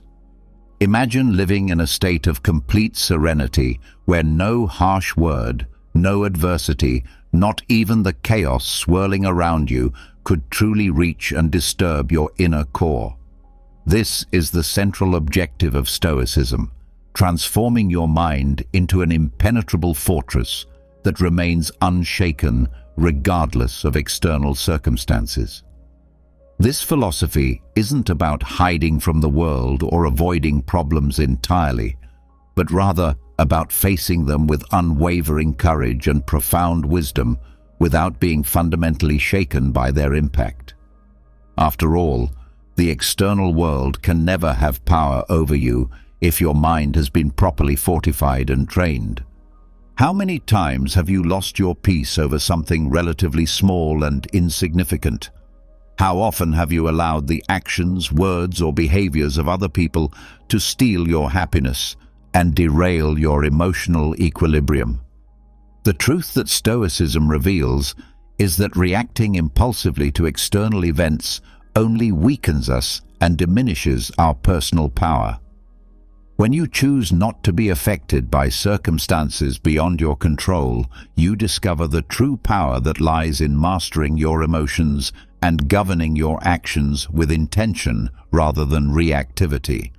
As the great Stoic philosophers taught through centuries of wisdom and practical application, it's not what happens to you that determines your experience of life, but how you choose to interpret and respond to what happens. This fundamental shift in perspective transforms everything. Being unshakable is both an art that you can systematically learn and a mental muscle that you can deliberately strengthen through consistent practice and application of timeless principles. The greatest battle you face in life is not occurring in the external world with its endless challenges and obstacles, but rather within the landscape of your own mind. We often become our own harshest critics, allowing uncontrolled thoughts and overwhelming emotions to dominate our mental space and steal our inner peace.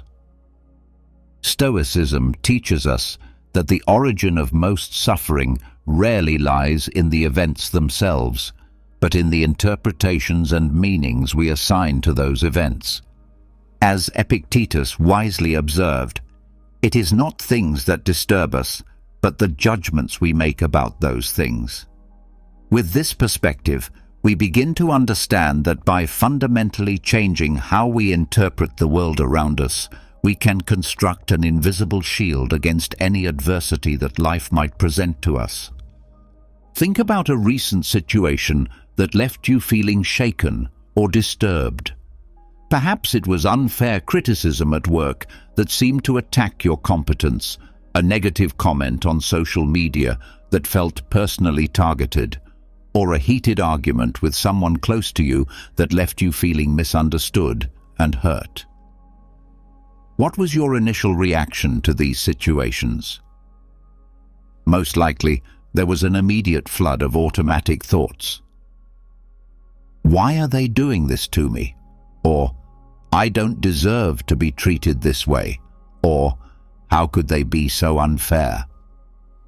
This cascade of reactive thoughts is natural and universal, but it's not something we have to be enslaved by. We can learn to recognize these patterns and take control of them before they consume our mental and emotional resources. The construction of your invisible shield begins precisely here, with the conscious awareness that you are the guardian and protector of your own mind. This shield isn't something that appears overnight through wishful thinking or positive affirmations alone. It must be forged through the daily practice of challenging automatic thoughts and consistently asking yourself, does this situation truly deserve my attention and emotional investment? For example, if someone insults or criticizes you unfairly, you have two fundamental choices. You can absorb their words and allow yourself to be wounded by them, or you can recognize that words only have the power that you choose to give them. The insult itself is merely empty noise unless you permit it to enter and take residence in your mental fortress. The Stoics also teach us the crucial practice of separating what is within our control from what lies beyond our influence. Your reaction to any event is completely within your control. The event itself is not. When you truly accept this distinction, you realize that you can choose peace and equilibrium even in the midst of chaos and conflict.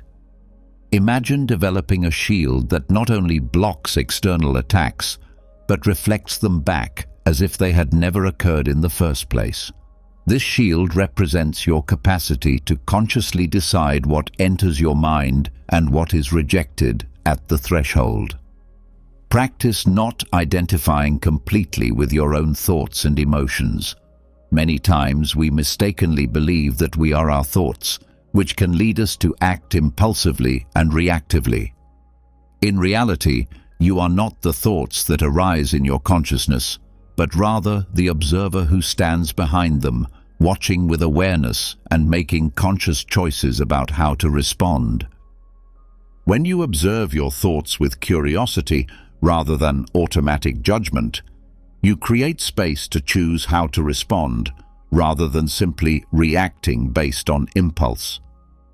This awareness is empowering and represents an essential part of Stoic training for mental resilience.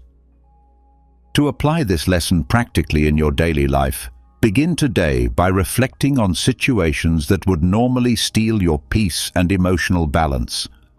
When a problem arises, ask yourself, is this within my control? Does this thought or emotion reflect objective reality, or is it simply my interpretation of the situation? This constant self-analysis and reflection is what strengthens your invisible shield and makes you increasingly resistant to the storms and challenges of life. Eventually, you'll realize that the greatest enemy is not what happens to you, but what you believe about what happens to you. Being unshakable doesn't mean denying emotions or avoiding problems entirely. It means being fully conscious that you have the power to remain unaffected by anything that you don't consciously permit to disturb your inner sanctuary.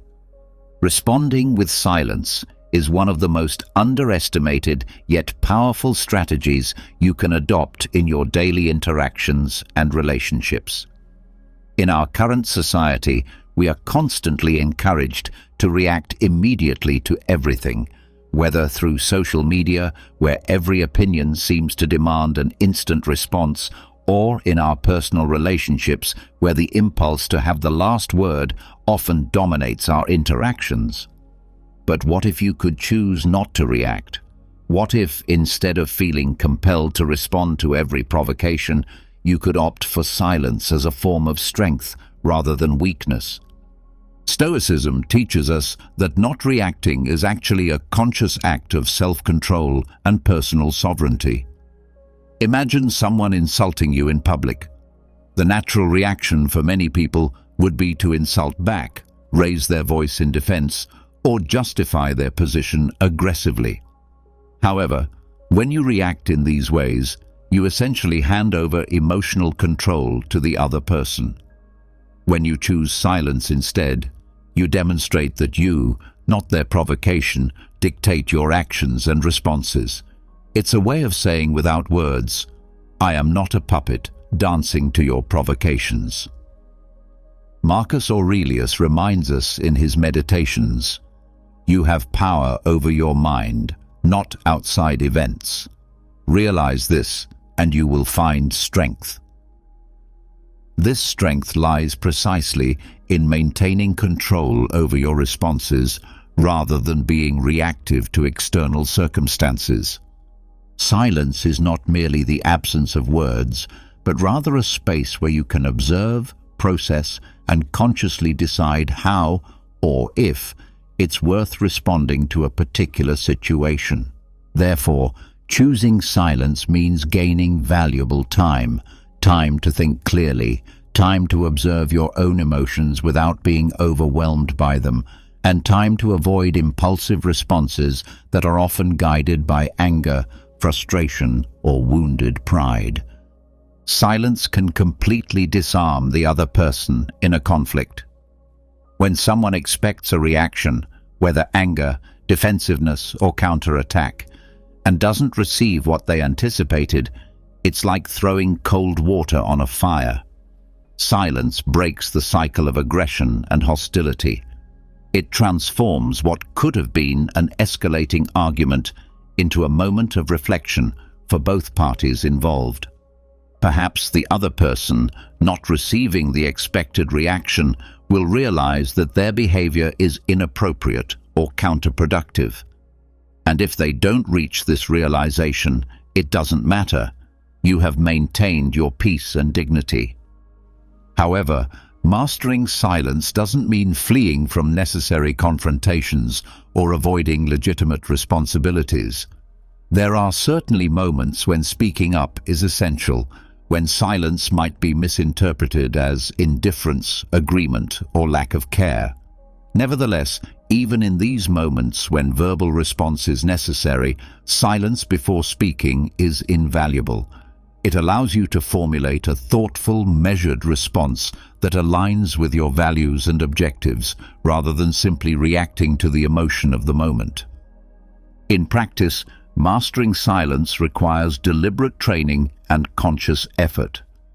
The next time you feel the urge to react immediately, whether to a rude comment, a deliberate provocation, or an irritating situation, make a conscious pause.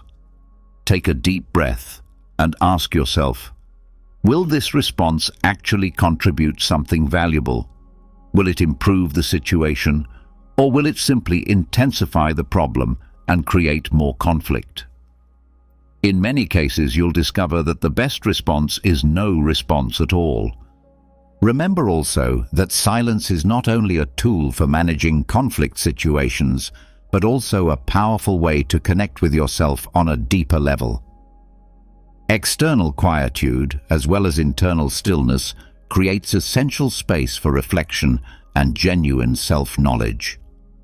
By cultivating regular moments of silence in your life, you learn to listen to your own inner voice and distinguish between what is truly essential and what is merely noise and distraction.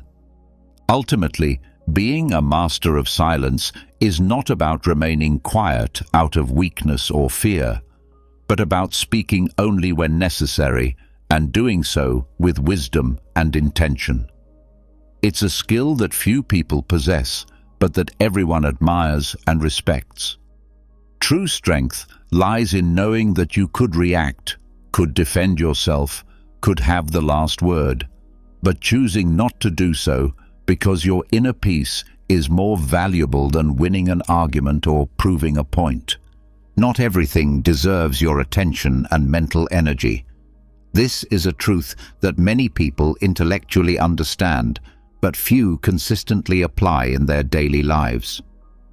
We live in a world where we are constantly bombarded by stimuli, breaking news, social media notifications, other people's opinions, criticism, praise, and countless demands on our attention. But in Stoicism, wisdom lies in knowing what to let into your consciousness and, more importantly, what to consciously let pass by without engagement. The capacity to dismiss what doesn't truly matter is one of the most powerful tools available for achieving lasting inner peace and emotional freedom. To dismiss or ignore in the Stoic sense is not about arrogance, superiority, or callous indifference to others. It's not about rejecting people or situations wholesale, but rather about intelligently protecting your mind from everything that is insignificant to your genuine growth and purposeful journey through life. Think of a stone sitting in the middle of a flowing river. It doesn't fight against the current, but it also isn't swept away by the water's force. Similarly, you must learn to observe what happens around you without becoming emotionally entangled with every single occurrence or opinion that crosses your path. The Stoic is not insensitive or callous, but rather selective and discerning. They value their mental energy as a precious, finite resource that should be invested wisely.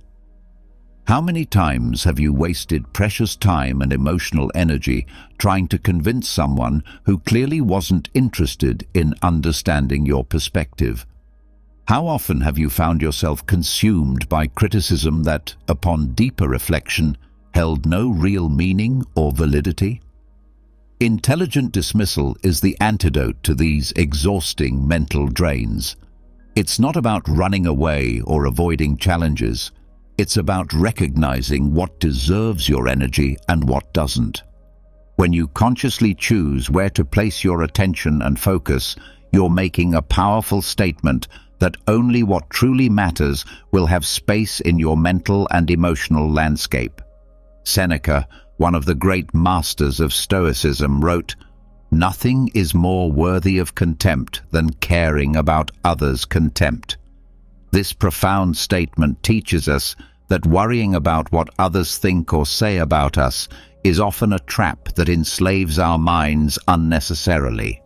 When you allow yourself to be affected by others' opinions, judgments, or casual remarks, you're essentially handing over your personal power to them. It's like voluntarily carrying a suitcase full of stones that don't belong to you.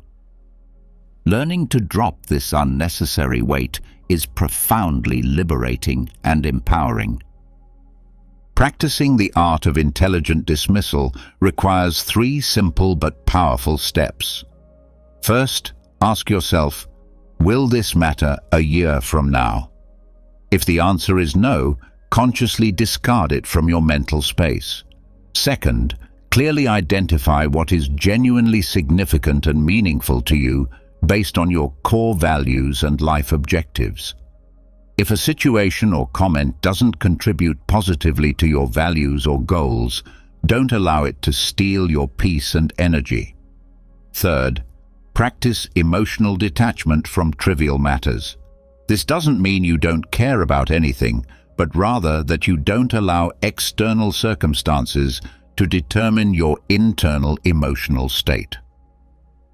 When you apply this lesson consistently, you'll notice that your mind becomes significantly lighter and your energy becomes much more focused and directed.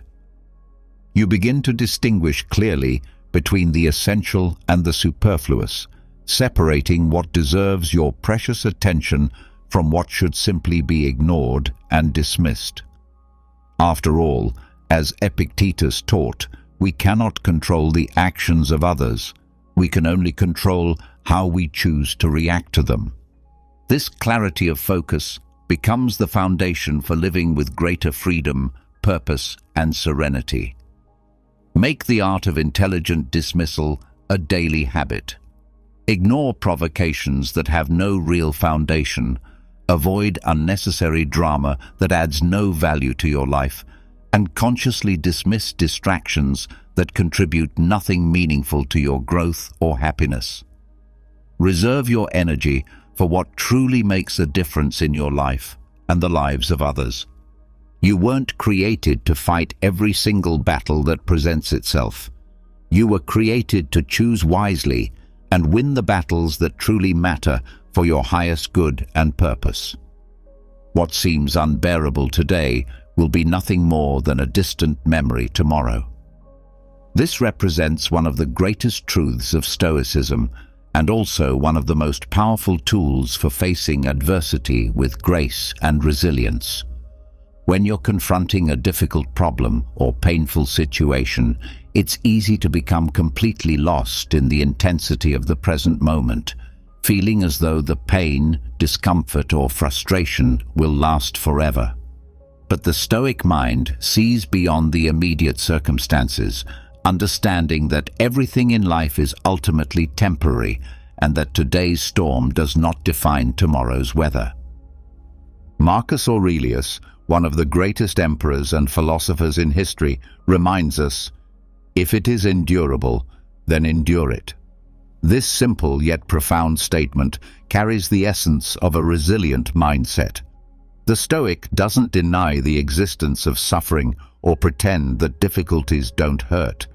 Instead, they recognize that suffering, no matter how intense it may seem in the moment, is finite and will eventually pass. They understand that difficulties, regardless of how overwhelming they appear, have an expiration date. This perspective expands your mental horizon and helps you recognize that the present moment is just a small part of the larger tapestry of your life experience. Think about a storm in nature. When you're in the middle of it, the sensation is that it will never end. The wind howls, the rain pounds, and everything seems chaotic and overwhelming. But inevitably, every storm passes. the sky clears, the winds calm, and tranquility returns. The same principle applies to the difficulties and challenges we face in life. When you train your mind to look beyond the present crisis, you realize that you're closer to a resolution than you might imagine.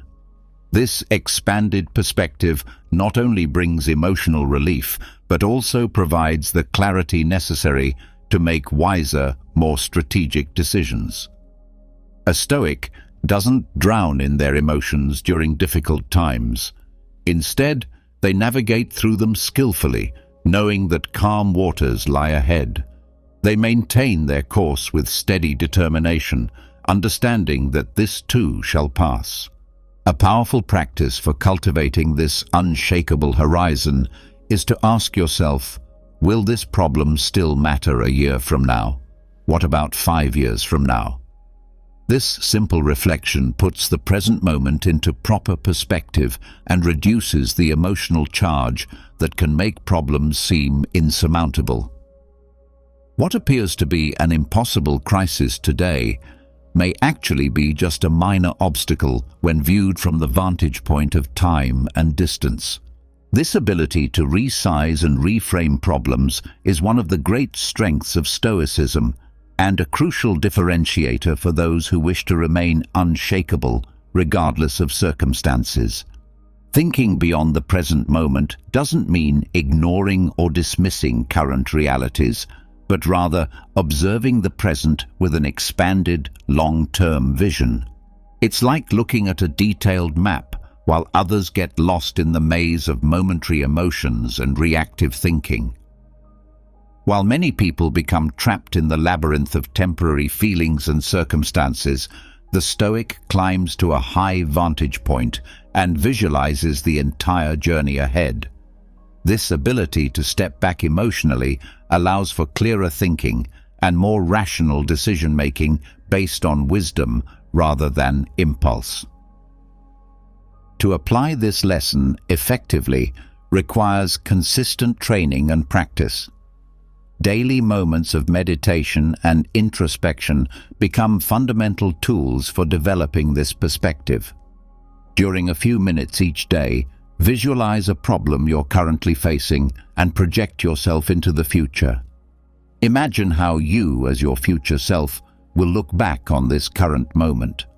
Often, what seems so enormous and overwhelming today will appear small and even irrelevant with the passage of time. Finally, remember that the key to overcoming any challenge lies in how you choose to interpret and frame it mentally. When you learn to think beyond the immediate moment, you discover that you possess much more inner strength and resilience than you ever imagined possible. The Stoic understands that life consists of natural cycles and rhythms, and that even the greatest storms eventually pass. Like the horizon that always lies ahead, continue moving forward with serenity and confidence. What appears today to be an insurmountable obstacle will tomorrow be just another stepping stone in your journey of growth and self-development. All of us naturally create expectations in our minds. We construct detailed scenarios about how things should happen, how people should behave, and how the world should respond to our efforts and intentions. But it's precisely in this desire to control outcomes that much of human suffering originates and takes root. When we expect everything to unfold exactly according to our plans and preferences, we become prisoners of a world that was never meant to be entirely predictable or controllable. In Stoicism, the focus is exclusively on what we can actually control: our thoughts, our actions, our decisions, and our responses to circumstances. Everything beyond these internal factors is considered external, something that should not consume our energy or determine our inner peace and well-being. Think about how many times you've experienced disappointment because something didn't turn out as you wanted or expected. Perhaps it was a promotion at work that never materialized, a person who didn't respond to your feelings the way you hoped, or simply a plan that went completely awry despite your careful preparation. The problem wasn't necessarily the event itself, but rather the emotional weight and significance you assigned to that event not matching your predetermined expectations. This happens because when we create rigid expectations about outcomes, we essentially place our well-being and happiness in the hands of factors completely beyond our control. The Stoic, however, learns to accept what happens as an inevitable part of life's natural flow while directing their attention and energy toward what actually lies within their sphere of influence. Free yourself from the exhausting habit of trying to control other people's behavior, reactions, and choices. Every person has their own unique journey, experiences, and motivations, and you cannot force anyone to act according to your expectations or preferences. This applies to work colleagues, romantic partners, friends, family members, and even strangers you encounter. Frustration arises when we demand that others be different from who they naturally are or behave in ways that align with our personal preferences. As Marcus Aurelius wisely counseled, begin each day by reminding yourself that you will encounter ungrateful, dishonest, envious, and rude people. This should not surprise you. Accepting this reality isn't pessimism or negative thinking. It's practical wisdom and mature realism. When you stop demanding that the world and the people in it conform to your personal preferences and expectations, you create space for genuine peace and contentment to flourish. A powerful practice for overcoming the burden of expectations is to consistently ask yourself, does this depend on me? If the answer is yes, then invest your full effort and attention. If the answer is no, then consciously let it go and redirect your energy elsewhere. For example, you can control the quality of effort you put into your work, but you cannot control your supervisor's reaction or decision-making process. You can choose to be kind and considerate toward people, but you cannot control whether they reciprocate that kindness or even acknowledge it. This simple distinction between what is and isn't within your control is what separates anxiety from freedom, frustration from peace. When you liberate yourself from the compulsive need to control outcomes and other people's behavior, you discover something remarkable. Things that once seemed enormous and overwhelming become manageable, and your energy gets redirected toward what truly matters and makes a real difference.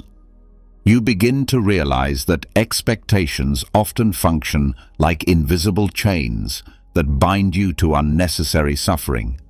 Breaking free from these chains is always a conscious choice, a choice to invest your precious energy in what you can actually change and influence, which is fundamentally yourself and your own responses to life's experiences. True control was never located in the external world or in other people's behavior.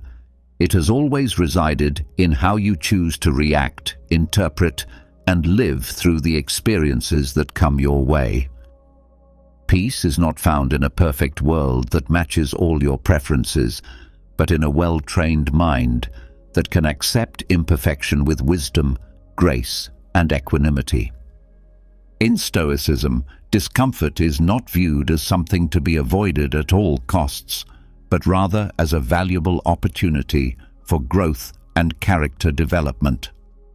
Learning to face discomfort head-on instead of running away from it represents one of the most powerful lessons you can integrate into your life. The deliberate practice of exposing yourself to what is uncomfortable, both physically and emotionally, strengthens your mind, making it more resilient and better prepared to face any adversity that life might present. The Stoic understands that discomfort is temporary, but the strength gained by overcoming it becomes a permanent part of your character and inner resources. Imagine a cold morning when getting out of your warm bed seems like the most difficult task in the world. The Stoic doesn't hesitate or negotiate with comfort. They see the cold shower or the challenging walk in harsh weather as an opportunity to push beyond perceived limitations and develop discipline and self-mastery. When you deliberately face physical discomfort, you develop mental discipline and demonstrate to yourself that your mind is much stronger than you previously believed. This practice might seem simple on the surface, but it carries a profound lesson. The mind possesses far more strength and resilience than most people ever tap into or explore. When you become accustomed to small, manageable doses of discomfort on a regular basis, you create a kind of mental immunity against life's larger challenges and setbacks. Your tolerance for difficulty increases, and your capacity to remain calm under pressure expands significantly. This philosophy applies equally to emotional discomforts that are inevitable parts of human experience. Conflicts, criticisms, and setbacks don't have to be paralyzing or devastating. As Seneca advised, we should prepare ourselves for difficulties not as pessimists expecting the worst, but as strategic thinkers who understand that preparation leads to resilience. Face life's challenges as training exercises for your spirit and character. Just as an athlete strengthens their muscles by gradually resisting heavier weights, you can strengthen your soul by consciously engaging with challenging emotions and difficult situations. Instead of automatically avoiding or escaping from difficulties, ask yourself, what can this experience teach me? How can I grow from this challenge? This shift in mindset transforms every obstacle into a stepping stone for personal development and character building. Deliberately exposing yourself to discomfort in planned, controlled ways is a method for becoming more resistant to external pressures and influences. Practices like intermittent fasting, challenging physical exercise, or temporarily avoiding certain material comforts teach you that luxury and convenience don't define your happiness or well-being. When you choose to give up something temporarily, you discover that you need far less than you previously imagined to be content and fulfilled. This realization reduces your dependence on external factors for emotional stability and increases your self-sufficiency and inner resourcefulness. Learning to find peace within discomfort is profoundly liberating. When you understand that life doesn't need to be comfortable all the time, you stop fearing the unpredictable aspects of existence. Imagine the impact this could have on your daily life. Criticism from a colleague wouldn't be capable of shaking your confidence. A difficult day at work wouldn't be sufficient to destroy your positive mood or sense of purpose. This inner strength translates directly into greater tranquility and resilience when facing any form of adversity. The practice of embracing discomfort also restores your connection to the present moment. When facing uncomfortable situations, your mind becomes completely focused on the here and now, disconnecting from anxieties about the future or regrets about the past. This is one of the greatest gifts that discomfort offers. It teaches us to live more consciously and with greater awareness of the present moment. Adopt discomfort as your ally rather than your enemy. Don't avoid challenging situations. Seek them out strategically and with intention. Face physical challenges willingly. Accept emotional difficulties as opportunities for growth, and occasionally choose to give up certain comforts by your own deliberate choice. By doing this consistently, you not only find peace in the midst of chaos, but become the very embodiment of stoic resilience and mental toughness. Discomfort is not your enemy. It's one of your most valuable teachers, offering lessons in strength, patience, and self-discovery that comfort never could provide. Not everything that happens around you is a direct reflection of who you are as a person.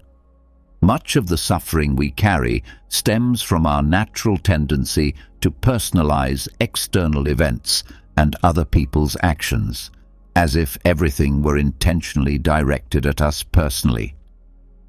This habit of interpreting occurrences through the filter of me makes us unnecessarily vulnerable and traps us in an exhausting emotional cycle. Stoicism teaches us that developing healthy indifference is an act of emotional intelligence and a demonstration of genuine inner strength. Imagine a common scenario. Someone makes a rude comment or behaves in a hostile manner toward you. Naturally, your initial reaction might be anger or hurt feelings, believing that this attitude was a personal attack directed specifically at you.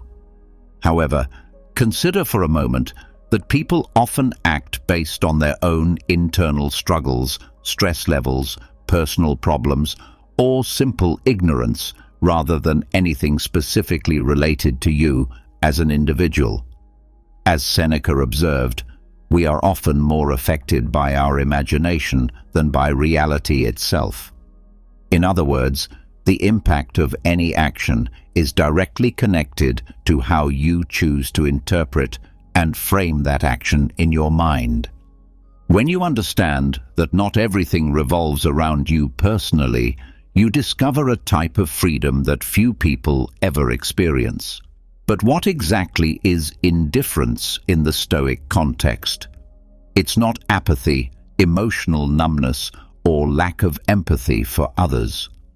Stoic indifference means not reacting excessively to external stimuli that have no real relevance to your peace of mind or life purpose. It's a conscious decision not to be swept away by the emotional heat of the moment. It's a state of mental clarity that separates what truly matters from what is superficial and temporary, keeping your focus on what genuinely makes a positive difference in your life and the lives of others.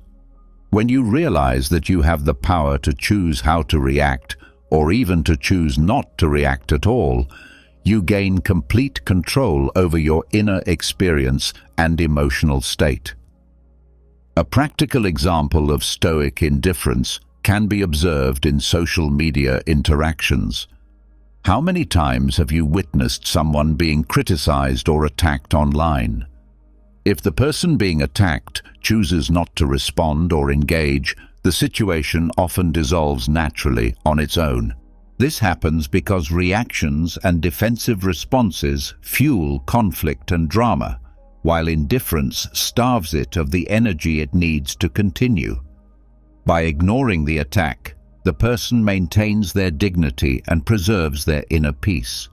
However, reacting impulsively often leads to an endless cycle of accusations, arguments, and emotional wounds that serve no constructive purpose. How can you cultivate this practical indifference in your daily life? First, recognize that other people's opinions and actions are reflections of their internal state, not definitive statements about your worth or value as a person. External approval is not necessary for your happiness or self-worth. Remember that what others think or do reflects their own experiences, biases, and current emotional state, not your true nature or character. Second, practice the powerful pause. When something bothers or upsets you, resist the urge to react immediately. Take a deep breath. Step back mentally, analyze the situation with emotional distance, and ask yourself, does this truly matter for my life and well-being? Will this situation have any significance a week from now? Finally, train your focus and attention like a muscle. Direct your energy exclusively toward what lies within your control and influence. Everything else should be treated as background noise that doesn't deserve your precious mental and emotional resources. Indifference is not about ignoring people or situations around you, but about protecting your mind from being captured and overwhelmed by unnecessary chaos and drama. The more you practice this selective attention, the more you realize that most of the things that used to irritate, worry, or hurt you simply don't deserve your attention or emotional investment. Adopting this practice in your life is like installing a sophisticated emotional filter. Only what is valuable, constructive, and genuinely meaningful passes through this filter. Everything else is automatically discarded before it can disturb your inner equilibrium. When you master the value of intelligent indifference, you discover a peace that doesn't depend on external circumstances, being perfect, or people behaving exactly as you prefer. Be a conscious observer of life rather than an emotional sponge that absorbs everything happening around you. The world will continue to operate in sometimes chaotic and unpredictable ways, but you can choose not to participate in unnecessary emotional turmoil. Indifference, properly understood and applied, becomes the key to walking through life with genuine serenity, without wearing yourself out over things that ultimately don't matter for your growth, happiness, or contribution to the world. Comparison is one of the greatest enemies of inner peace and contentment. It places us in an infinite race, constantly trying to reach standards that aren't always our own or even based in reality. In Stoicism, the idea of living according to your own nature and unique path is fundamental. Every person has a distinct journey with challenges, talents, and opportunities that cannot and should not be measured by someone else's standards or achievements. However, in a world where we are constantly exposed to other people's apparently perfect accomplishments and highlight reels, it's easy to fall into the trap of comparing our behind-the-scenes struggles with others' carefully curated public presentations. Marcus Aurelius wrote, "Don't waste what you have by desiring what you don't have." This teaching reminds us that comparison robs us of the present moment and blinds us to our own progress and blessings. When you look at another person's success or happiness and feel that you're falling behind or not measuring up, you're essentially ignoring the blessings and advances you've already achieved in your own life. The grass might appear greener on the other side, but we rarely consider the work, sacrifice, or hidden struggles that went into maintaining that apparent perfection. The external shine often conceals invisible battles and challenges that we never see or consider. Comparison disconnects us from our authentic essence and unique path. Every time you measure yourself against someone else's success or circumstances, you're abandoning your own trajectory and progress. The Stoic understands that the only valid comparison is with who you were yesterday. If you're making an effort to become slightly better each day, you're already succeeding by the most important measure. Think about this carefully. What do you actually gain by comparing your journey with another person's path? Does it motivate you, or does it leave you feeling discouraged and inadequate? In most cases, the result is anxiety, frustration, and a persistent sense of not being good enough. These feelings serve no constructive purpose and only divert focus from what truly matters: your internal progress and personal growth. Imagine an athlete running on a track. If they constantly look at other runners instead of focusing on their own performance, they lose focus, rhythm, and efficiency. They cannot control other athletes' performance, but they have complete control over their own effort, technique, and mental state. This is exactly how we should approach life. When you focus only on your own path, you begin to appreciate every small victory and understand that progress happens at your own unique pace. Some people reach their peak early in life, others later, And this timing doesn't matter. What's important is continuing to move forward with purpose and intention. Comparison frequently bases itself on illusions and carefully constructed facades. On social media platforms, for example, people typically share only their happiest moments, victories, and achievements. This creates a false impression that their lives are perfect and problem-free. But nobody posts about their failures, difficult days, or inevitable setbacks. Comparing yourself to such a distorted representation is fundamentally unfair to yourself. You're not competing with reality. You're competing with a carefully edited fantasy.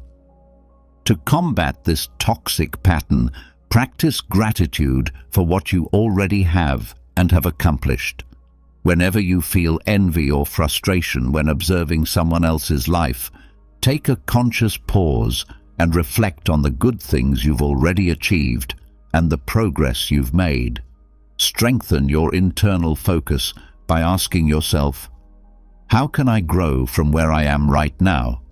What's the next step in my personal development? Stoicism doesn't teach us to ignore growth or become complacent, but rather to concentrate on personal evolution without becoming distracted by other people's journeys. Remember that your path is uniquely yours.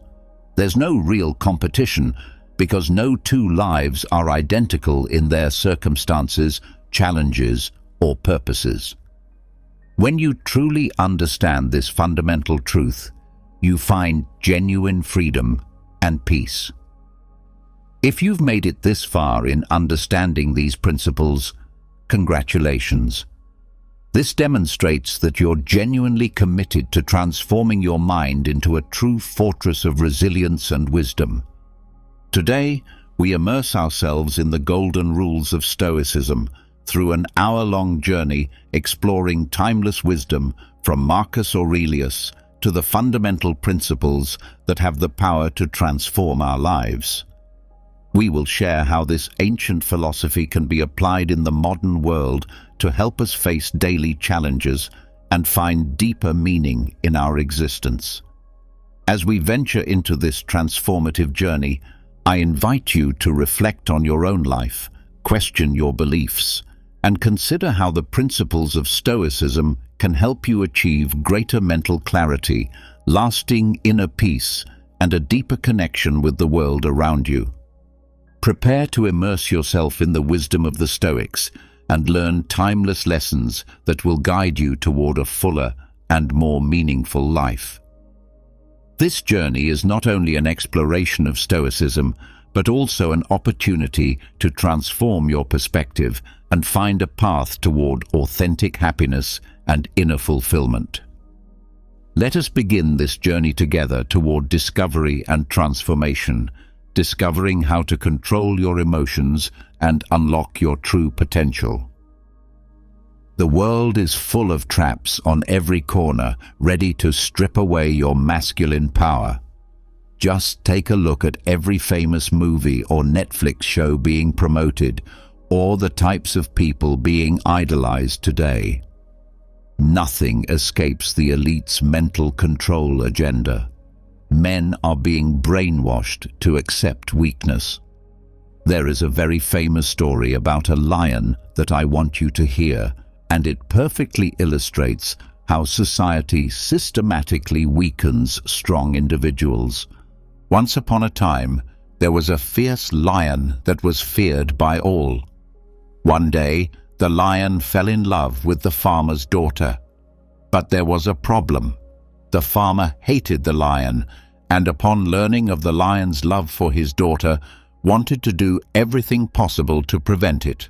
So the cunning farmer called the lion and told him he would only allow him to marry his daughter under one condition, that the lion remove his sharp claws for his daughter's safety. The lion thought, well, it's just a small price for a great reward, and went to a rock and broke off his claws. The next day he went to the farmer and said, "Now I have no sharp claws. Give me your daughter's hand in marriage." But the cunning farmer told him to do one more thing, to remove his sharp teeth and fangs. The lion agreed to this condition as well, and broke his sharp teeth and fangs. However, when the lion returned to the farmer the next day, the farmer attacked and killed him. This time, the lion had no claws or sharp teeth to defend himself. Everything that gave the lion strength, he chose to surrender voluntarily, one by one. Remember, brothers, the world you live in today is no different. There are forces much more at play that have carefully designed a matrix to keep you enslaved to your desires and impulses. And here's the harsh truth. You can blame the farmer or the elites all you want, but at the end of the day, it was the lion who chose to obey them voluntarily.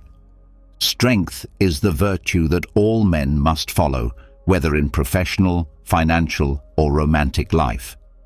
Every man naturally desires to feel dominant, strong, and powerful because that's what you are. All men desire a strong sense of drive, but many of us don't have it because we surrender to behaviors that prevent us from becoming the strong men we were destined to be. Today, men complain about everything, spend too much money on drugs and pornography, and even apologize to others for things that don't require apologies, developing habits that weaken them. One of the most insidious habits that weakens men is mocking others. This is a point that not many people talk about, but as a high-value man, you should never belittle others instead of elevating your own status. This can show you as someone insecure and disrespectful. This is a crucial aspect that is often overlooked when talking about authentic masculinity. Perhaps you've heard the example of the crab bucket. When one crab is about to escape from the bucket, others pull it back down. When someone is trying to improve their life or achieve a goal, sometimes others may feel uncomfortable or jealous. This type of attitude is neither constructive nor honorable. If you find yourself mocking others, remember that you are beneath them, period. Of course, this doesn't mean you shouldn't correct someone for their mistakes, but don't mock them. As a man, you should teach and guide your brothers without resentment or hidden agendas. You can offer constructive correction and valuable advice so they can learn and grow. Remember, strong and confident men don't belittle others. Instead, listen to what Mike Tyson says about this. Social media has made you very comfortable with disrespecting people and not getting punched in the face for it. Another critical weakness that destroys masculine strength is failing to accept responsibility. Returning to the story of the lion and the farmer's daughter, the main reason why the lion loses everything in the end comes down to the fact that he was not aware of his responsibility. His responsibility was to live like a lion. His prey and sharp claws were part of what made him a lion, but he forgot this responsibility and chose to abandon it. The same thing happens in your life. Accept your responsibilities with pride. Responsibilities are not a burden, but an integral part of our existence. I want you to say with me, I will honor my responsibilities with pride because they are what make me a man. The day you choose to escape from your responsibilities is the day you choose to completely abandon your masculinity. I want you to memorize this quote. The price of greatness is responsibility. Listen to it again. The price of greatness is responsibility. This not only strengthens our own identity as men, but also contributes to the welfare of those around us. Responsibility should not be avoided or abandoned. Instead, it should be embraced as a path to greatness and the fulfillment of our potential as men. Running away from failure represents another challenge for many men today. Most men always choose comfort over growth. Remember that growth is painful and is often hidden behind failure. There's a famous example of the man who digs in search of diamonds. He doesn't know how deep below the surface the diamond lies, but he keeps digging. At first, he only sees more dirt every time he digs, but he continues digging.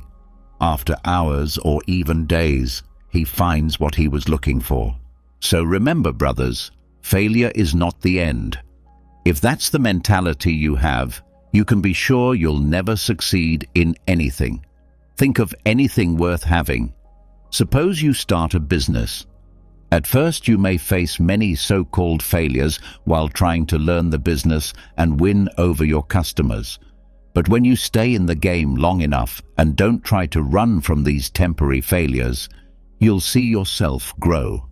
The same thing happens with women. At first, when you approach them, you may seem like a strange man who doesn't know how to interact, but your success is behind these temporary failures. This is a small price that a strong man must pay for success. Often, we are trained as children to be ashamed of our mistakes and failures and to try to justify them by blaming someone else. You may have said, "It's not my fault," or "That person is to blame." These are the thoughts of a loser. I want you to hear this quote and write it somewhere if you wish. It is a weak man who blames his failure on the strength of others. Submission to futile laws comes far too easily. Do you want to know the difference between a coward and a high-value man? Simple. The coward always aligns with the majority, even if what they're saying is clearly wrong. And worst of all, the coward expects the high-value man to also submit to these futile and harmful laws and regulations. A high-value man always examines and judges everything before deciding to follow.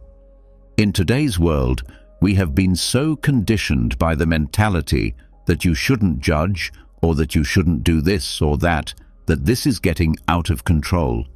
You're simply a puppet and a lab rat at this point, submitting to all the agendas and laws they create. There's nothing wrong with obeying, but obey only what is aligned with your purpose, your mission, and above all, remember that beyond God, nothing is above the law of the Almighty. Ask yourself if you are someone who is easily intimidated and tries to please everyone. For some men, it can be incredibly difficult to learn to say no, but if you act based on truth, you'll realize that the world won't crumble around you.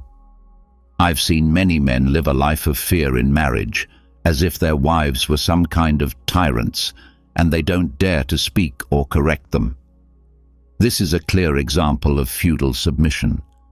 Having weak body language represents another critical weakness. The concept of body language is very important. This includes non-verbal signals like a handshake, eye contact, how you sit, walk, and move when you converse and relate to others. People can perceive if you are a strong or weak man by your body language. In today's society, where agendas and expectations may have turned against traditionally strong masculinity, it's more important than ever for men to be aware of their body language. Being intentional with your body means you should strive to project an image of confidence, strength, and determination. Maintain an upright and confident posture, walk with a firm and secure step, and maintain appropriate eye contact when relating to others.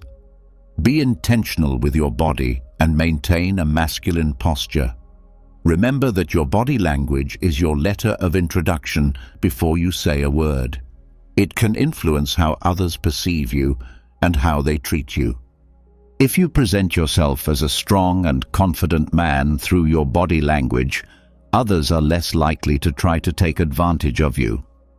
It's a valuable skill for any man seeking success in personal and professional life. Wasting your youth represents perhaps the most devastating mistake a man can make. We always talk about the importance of your young days on this channel. Your 20s and even your 30s to some extent are what we call the golden days. These are the days when you should build, build, and build. Imagine a farmer who plants a seed. He doesn't expect the seed to bear fruit the next day. In your 20s, like the farmer, you should plant spiritual, emotional, and physical seeds that will help you grow. But here's the most important part. Don't expect to harvest those fruits immediately. Just keep planting, and before you know it, you'll have planted forests and gardens that will attract the right kind of life. When I say planting, I mean challenging yourself. This doesn't mean you should struggle and work 24 hours a day, 7 days a week, but always keep in mind that these are the days when you have the most energy and opportunities to take risks. Take advantage of this. Especially when you're young, you may feel like you're missing out on the culture of being with various people by investing in yourself, but resist that temptation. You may not understand it now, but as you mature and age, you'll thank yourself for not getting distracted. Listen to what the wisest man on earth has to say about your young days. These are Solomon's words. You who are young, be happy while you are young, and let your heart rejoice in the days of your youth. Follow the impulses of your heart and what your eyes see, but keep in mind that for all these things, God will bring you to judgment. Being lazy and unproductive with your time represents the final critical weakness that destroys masculine potential. How we structure our day and manage our time can make a big difference in our path to success and personal development. What time do you go to bed? What time do you wake up? How is your day structured? What do you do when you return from work?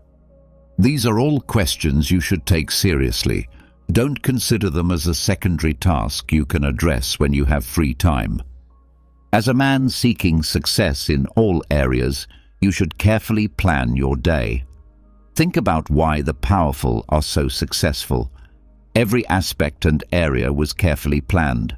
Similarly, think about every part of your day, the people you relate to, and the type of content you consume. If you don't have the right thoughts in your mind, keep in mind that you've given open access for the matrix to penetrate you.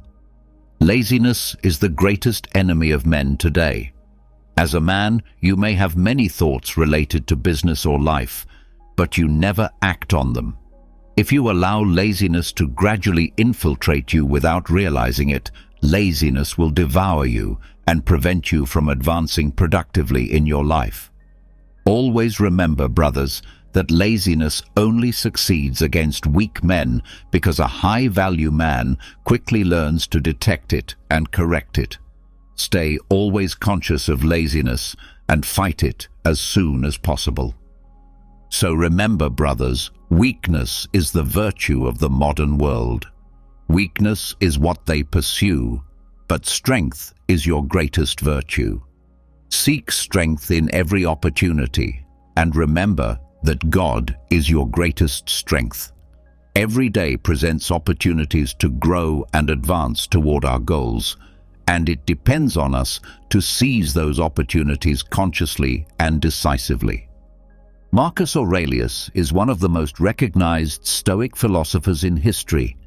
He ruled as Roman emperor from 161 to 180 AD and was the last ruler of a line later known as the Five Good Emperors. Marcus Aurelius occupied one of the highest positions of power in the world at that time and dedicated his life to equity and justice, a more than honorable fact since he had access to the fulfillment of all his temptations and desires at will without any obstacle. During his time as emperor, Aurelius made time to write a series of autobiographical texts now known as the Meditations, which have become one of the most important texts within Stoic philosophy. In the Meditations, Aurelius offers guidelines on how to improve oneself, focusing mainly on adopting a cosmic perspective and critically analyzing the judgment you have about yourself and others.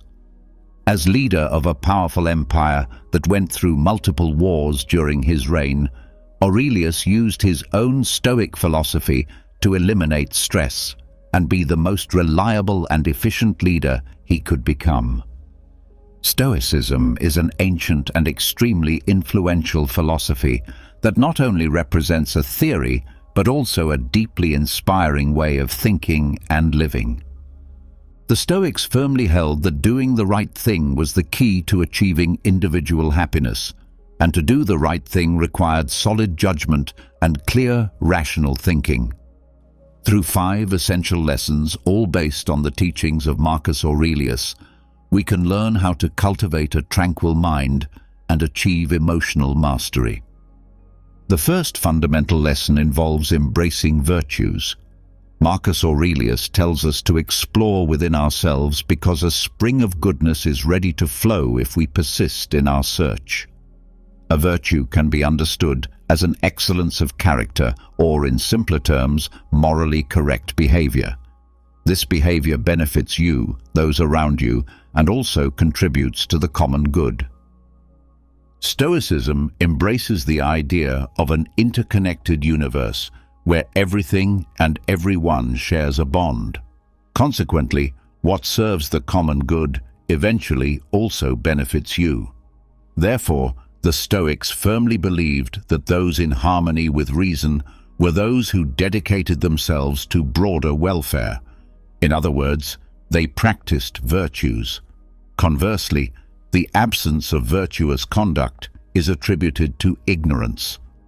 According to the Stoics, when life leads you toward unforeseen circumstances, virtues can be your guides, orienting you on the right path and keeping you centered. That's why people most enriched with virtue usually radiate tranquility and composure. To incorporate virtues into your life, it's essential to internalize the 4 cardinal virtues of Stoicism: wisdom, justice, temperance, and courage. From the Stoic perspective, wisdom implies discerning between good, bad, neutral, and everything in between. It means overcoming emotions and allowing reason to guide what is morally correct. Faced with a dilemma, wisdom gives you the power to analyze both options with mental clarity. Next is justice, which is based on wisdom and represents a commitment to what is right and fair for both oneself and others. The Stoics saw it as a duty to oneself, others, and society as a whole. Courage, as the third virtue, empowers you to act even when you feel personal fear. It drives you to take action for the common good or face challenges despite uncertainties about the outcome. Courage doesn't suppose the elimination of fear, desire, or anxiety, but a conscious decision to move forward, overcoming emotional barriers. Finally, temperance, also known as moderation, implies maintaining a balance between extremes. It's about exercising self-control, restraint, and discipline. Marcus Aurelius highlighted the human capacity for self-regulation that differentiates us from animals. Temperance prioritizes long-term well-being over momentary gratification. Let's take an everyday example: a bag of potato chips. Indulging might provide momentary pleasure, but puts health and mood at risk. In this case, practicing temperance means stopping after a few bites. Wisdom is essential to determine the appropriate amount before putting on the brakes. Stoicism classifies both things and actions into categories of goods, evils, and indifference. Seeking good, avoiding evil, and accepting indifference according to personal preference are fundamental principles. Moving away from these virtues would be promoting evil, stealing, showing disrespect, acting imprudently, or refraining from doing good. Actions considered indifferent, like taking a quiet walk, don't conform to these principles. These virtues offer more than just personal improvements. They foster a state of serenity and composure. Aligning your actions with these virtues ensures you always move on the path of righteousness, guided by reason, and thus cultivating a tranquil mind. The second essential lesson involves embracing a broader perspective. In Marcus Aurelius's eloquent words, sharing Plato's wisdom, when you want to talk about people, it's better to adopt a panoramic view and see everything at once. Adopting a panoramic view is a vital aspect for achieving mental clarity. In the bustle of life, we often find ourselves trapped in the thick of every problem and challenge, feeling as if we carry the weight of the world. Imagine being part of a small crowd. It might seem as if the entire city was suffocated by congestion. However, changing your viewpoint by just a few steps can reveal a completely different reality. In essence, when we detach and contemplate the great tapestry of our world and existence, we realize how small our personal experiences are and how infinitesimal we are in the vast scheme of things. This shift in perspective reveals the expansive realm beyond our immediate encounter. Often, people overlook the truth that their own encounters and viewpoints are not the only ones deserving consideration, even within their own lives. Consider someone who has had an unfavorable experience with dogs. They might find it hard to conceive that dogs could be beloved companions for others unless they deliberately recognize the possibility of diverse experiences. From time to time, it's essential to stop and ask ourselves what we are overlooking or not fully understanding. This practice of self-evaluation has numerous advantages. Consider this situation. You must decide whether to remain in your current job or accept a position that has presented itself elsewhere. This choice can be overwhelming, especially if you're not sure whether either option will meet your goals. While your current job provides stability and you have reservations about the additional responsibilities a promotion would entail, the appeal of an improved salary is tempting. It's easy to feel trapped in this dilemma. However, beneath the surface lies a wealth of unexplored opportunities. Have you considered venturing into a completely different field or exploring a side project that complements your current work? Perhaps diving into a passion to divert your focus from tasks you find less attractive. It's entirely plausible that numerous unexplored opportunities in life are escaping your consciousness. Adopting a panoramic perspective instead of focusing solely on immediate concerns helps significantly in informed decision-making. Expanding your focus is not only valuable for determining priorities, but also for forming opinions and making comprehensive judgments. It's imperative to consider all aspects and possibilities within a given situation. Additionally, stepping back implies temporarily moving away from personal prejudices and viewpoints. Momentarily renouncing your desires can provide you with a new perspective, forcing you to reflect on those around you and your responsibilities toward them. In the intensity of the moment, you might perceive an action like littering as trivial. However, by stopping and expanding your perspective to consider the world and possible consequences, if everyone acted the same way, the insignificance of your desire to litter becomes clearly evident compared to the planet's welfare. As mentioned earlier, the Stoics firmly believed in the interconnection of everything in the world, postulating that the general improvement of the world inherently contributes to personal welfare. Therefore, stepping back to embrace a global perspective instead of focusing only on your own life has immense importance. Faced with an adverse decision, challenge, or transcendental change, you have the capacity to pose introspective questions, whether in the heat of the moment or later, perhaps during an outdoor walk or during a reflective writing session, an activity Marcus Aurelius particularly advocated. These questions give you the opportunity to delve into your thoughts and actions. You might believe that in the excitement of the moment, discarding trash has no great relevance, but by stepping back and reflecting on the totality of the world, considering the possibility that others might do the same, you realize the insignificance of the impulse to litter compared to global welfare. As mentioned previously, the Stoics held that everything in the world is intertwined and that the general improvement of the world also benefits your personal welfare. Therefore, stepping away and contemplating the world in its totality instead of just your life acquires monumental importance. By adopting a global perspective, you will always have an overview that will free you from limitations, prejudices, or doubts. The third crucial lesson centers on exercising the duality of control. In Marcus Aurelius's words, "Your power resides in your mind, not in external events. Recognize this, and you will find strength." The duality of control is the distinction between what we can control and what we cannot.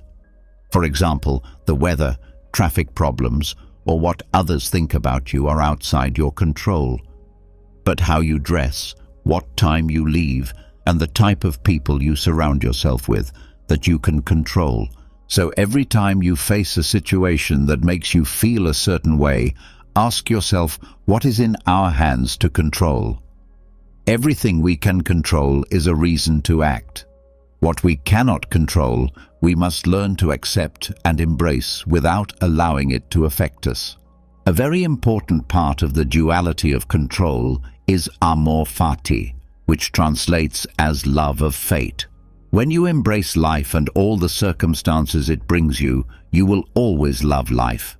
You cannot escape destiny or decide the circumstances that are outside your control, but you can choose to love your life regardless of what happens.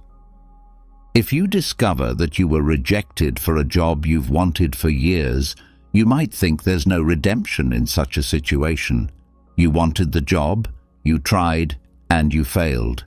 You couldn't pretend to love fate in a circumstance like this. However, this is a misunderstanding. Instead of seeing the fact that you didn't fulfill your ambition as something purely negative, investigate what led to the negative outcome and use it to make a positive decision. Whether you didn't get the job due to a fault of yours, in which case this is something you can control, you can work on those faults and try again when a similar opportunity appears in the future, or the reason was an external factor like nepotism or a personality clash with a hiring staff member. This was never in your control, which means the opportunity never really existed, and it makes no sense to get angry about something that never existed. Part of accepting fate is distancing yourself from a fixed outcome and external markers of success. If, for example, you want to be a writer and measure your success by the number of sales your book makes, then you'll allow your success to be controlled by the arbitrary book market of the moment. But if you choose to measure your success by how satisfied you are with your final product or by the amount of work you put into it, then you control your success. Undoubtedly, strive your utmost to achieve your objectives, but keep in mind that there's a possibility of not reaching them, and accept it beforehand. By focusing solely on what we can control and committing to accept what is not under our control as it presents itself, we experience inner tranquility regardless of what happens. The fourth transformative lesson involves training your perception. Marcus Aurelius advises us, choose not to feel hurt, and you won't be. One of the great teachings of Stoicism is taking control of our perception. We are accustomed to judging everything we encounter, every event we experience, every person we meet. Everything receives a judgment.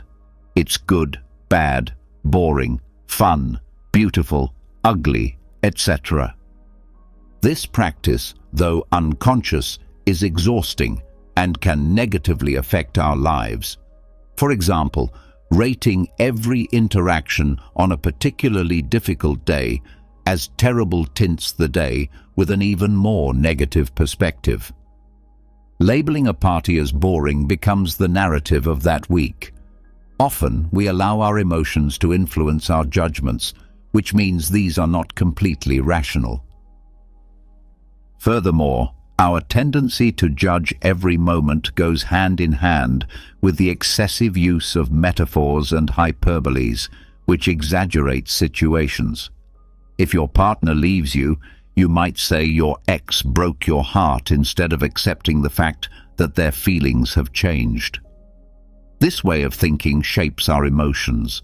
It's not the event itself that makes us feel bad, but how we choose to think about it, often unconsciously. The Stoics, on the other hand, encourage caution when evaluating everything you encounter and the actions you undertake. One of the ways to be careful involves challenging your judgments, which essentially means looking beyond them. It's having the ability to set aside your first impression and evaluate something through a more optimistic and reasonable lens.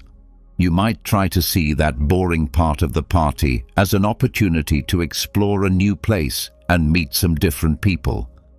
Even if you later discover you didn't connect with anyone, you actually didn't enter with the expectation of the negative. Therefore, practicing reluctance not to judge everything based solely on your first impressions and emotions is the best path to training your perception of life.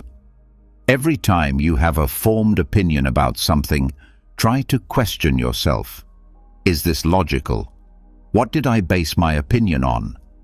Is there a better or more positive way to interpret this? Marcus Aurelius emphasized that damage only exists if you perceive it as such. This implies that any difficult experience you've gone through seems more challenging and negative the more you perceive it that way. You have total control over how much certain situations affect you. The Stoics also encourage you to see anything negative as an opportunity or source of good. As an exercise to cultivate a Stoic perspective, there's a challenge called turning the obstacle around. For example, when a new colleague is a slow learner and their mistakes affect the company's profits, you might feel frustration. This colleague becomes an obstacle to what you're trying to achieve: effectiveness, efficiency, and profits. However, this situation can also be an opportunity for good. It's an opportunity to practice patience, to improve your skills as a teacher, to learn how to integrate new people into the company, and how to handle stressful moments. All of these are skills that will be useful in the long term and should contribute to increasing long-term profits as well. On this topic, Marcus Aurelius famously said, "What hinders action becomes the action. That which stands in our way becomes the way itself." In summary, instead of judging everything exaggeratedly, take time to see things objectively as they are. You might realize that life is simpler and clearer than you thought. Every situation has a positive interpretation and a negative one. By adjusting your mindset accordingly, you'll discover that past annoyances no longer affect you as much, and you go through life with much more ease. The fifth and final lesson focuses on learning to control your emotions. Marcus Aurelius advises us not to allow our emotions to override the reasoning of our mind. We must stop being hypocritical, egocentric, and irritable. Acting impulsively due to emotions often presents itself as a strong contrast to acting rationally, and this is not without reason. Nothing clouds our judgment more than our own emotions. Therefore, if you want to maintain a clear mind at all times, one of the most crucial skills you must master is the ability to control your emotions. According to Marcus Aurelius, the emotion of anger in particular harms us more than it benefits us. Unlike what many think, controlling your emotions doesn't imply suppressing them. When you experience intense anger as a result of betrayal, you can't control that anger by denying its existence to yourself or others or pretending you're fine. It will remain there regardless of how much you try to repress it. Instead, according to the Stoics, controlling emotions like anger is achieved by redirecting them. So when you're experiencing anger next time, ask yourself what you can do with that anger. Yelling at whoever hurt you may seem tempting, but will it help diminish your pain or improve your situation? Will it help the person who betrayed you become better? In summary, think about what you're tempted to do and then ask yourself if it's useful.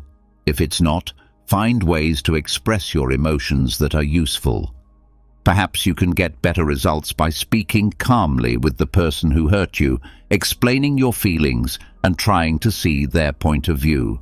You could also write in a journal, engage in physical exercise, get lost in a video game, or anything else that might help you release your anger.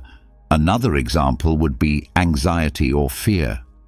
You can't simply stifle these feelings, but you can channel them in another direction. Instead of allowing anxiety to paralyze you, you can use it as a personal challenge, as an impulse to take actions that make you feel anxious and recognize their presence throughout the process.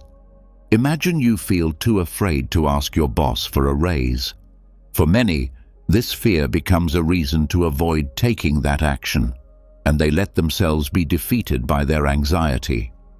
Others might move forward and see their anxiety as an obstacle that must be suppressed and ignored. However, neither of these perspectives has to be the only option. Instead, your fear is something that can be expressed healthily and might even end up being useful.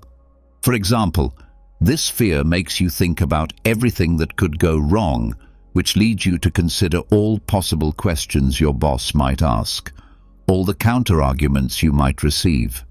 This way, you can prepare for them and form a plan for each possible scenario.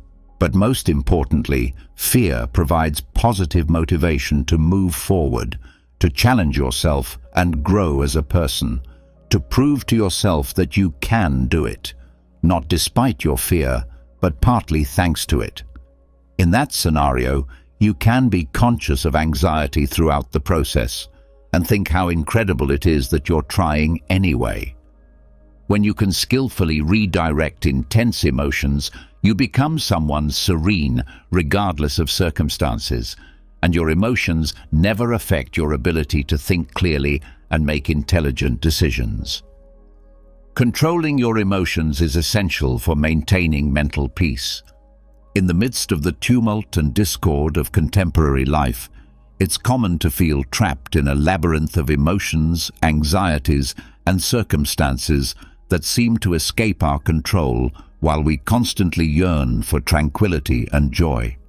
Stoicism presents itself as an ancient guide that leads us toward inner serenity even in the face of external adversities. In this journey of philosophical reflection, we explore how the practice of acting as if disturbances don't affect us can help us find true inner peace. Stoicism, with its roots in ancient Greece and Rome, offers us a valuable approach to facing life's situations with a Stoic mentality where our reactions and perspectives are shaped by wisdom and rationality. Throughout this exploration, we discover the fundamental pillars of Stoicism and learn how emotional composure becomes armor against adversity, how the discipline of thought frees us from the tyranny of our uncontrollable emotions, and how detachment allows us to embrace life with openness and flexibility. Through the lessons of historical philosophers like Marcus Aurelius, we learn to accept reality and see adversity as an opportunity to strengthen ourselves, as well as to use the power of choosing our responses in any situation. Stoicism is not just an ancient philosophy, but an eternal compass that guides us to find inner peace in a tumultuous world. To understand Stoicism solidly, it's essential to establish a firm foundation in its fundamental principles. Stoicism is not simply a philosophy, but a guide that leads us through life's storms, allowing us to find inner peace regardless of external circumstances. Here are the fundamental concepts in simplified form. Distinguishing between what we can control and what we cannot. The Stoics believe in the importance of differentiating between what is in our control and what is outside of it. Much of human suffering comes from worrying about things that are beyond our reach. Instead of anguishing over what we cannot control, we should direct our energy and focus toward what we can directly influence, such as our attitudes and actions. The importance of our responses represents another crucial principle. For the Stoics, events themselves don't affect us as much as our reactions to them. Cultivating a tranquil and controlled mind implies learning to respond to situations intelligently and rationally instead of being dominated by impulsive emotions. This involves developing the ability to handle adversities with calm and wisdom, regardless of how challenging the circumstances are. Accepting the changing nature of life stands as one of the fundamental principles of Stoicism. It reminds us that life is full of inevitable ups and downs. Instead of resisting changes and difficulties, we are encouraged to embrace them and face them with acceptance, knowing they are a natural and inescapable part of the human journey. By accepting impermanence and the changing nature of all things, we find serenity even in the midst of adversities. Virtue as a guide represents the central principle for the Stoics. They consider virtue to be the path to happiness and inner peace. Cultivating qualities like wisdom, justice, moderation, and courage helps us live in harmony with ourselves and with the world around us. These virtues guide us in making ethical decisions and allow us to maintain our moral integrity even in the most challenging circumstances.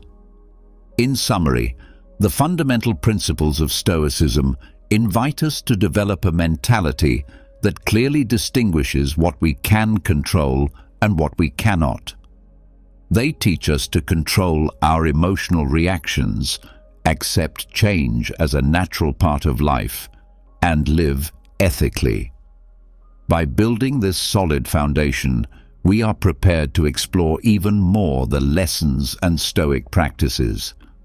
We discover that acting as if nothing disturbs us not only leads us to inner peace, but also to emotional imperturbability, regardless of the adversities we face in our journey through life. To achieve inner peace through Stoicism, detachment presents itself as an invaluable tool that frees us from the chains of desires and expectations, allowing us to find serenity and emotional balance. Let's look in more detail at how detachment can guide us in our search for emotional peace. Eliminating outcomes teaches us not to be too attached to the results of our actions. Instead of obsessing over achieving specific goals, we focus on giving our best in each situation. We accept what comes with serenity and without excessive expectations. This attitude frees us from the stress and anxiety associated with fear of failure, allowing us to embrace each experience as a learning opportunity. Unlocking new possibilities through practicing detachment makes us more flexible and receptive to the opportunities life presents us. By not being rigidly tied to a particular outcome, we are open to exploring new paths and discovering potential in various situations. This mentality allows us to adapt to changes and gives us the ability to see difficulties as challenges that can lead to personal growth. Living in the present through detachment frees us from constant worry about the future, allowing us to fully immerse ourselves in the present moment. By releasing anxiety about what's to come, we find a deeper connection with the present. This connection gives us inner peace, as it allows us to appreciate life's small joys and find meaning in the current moment.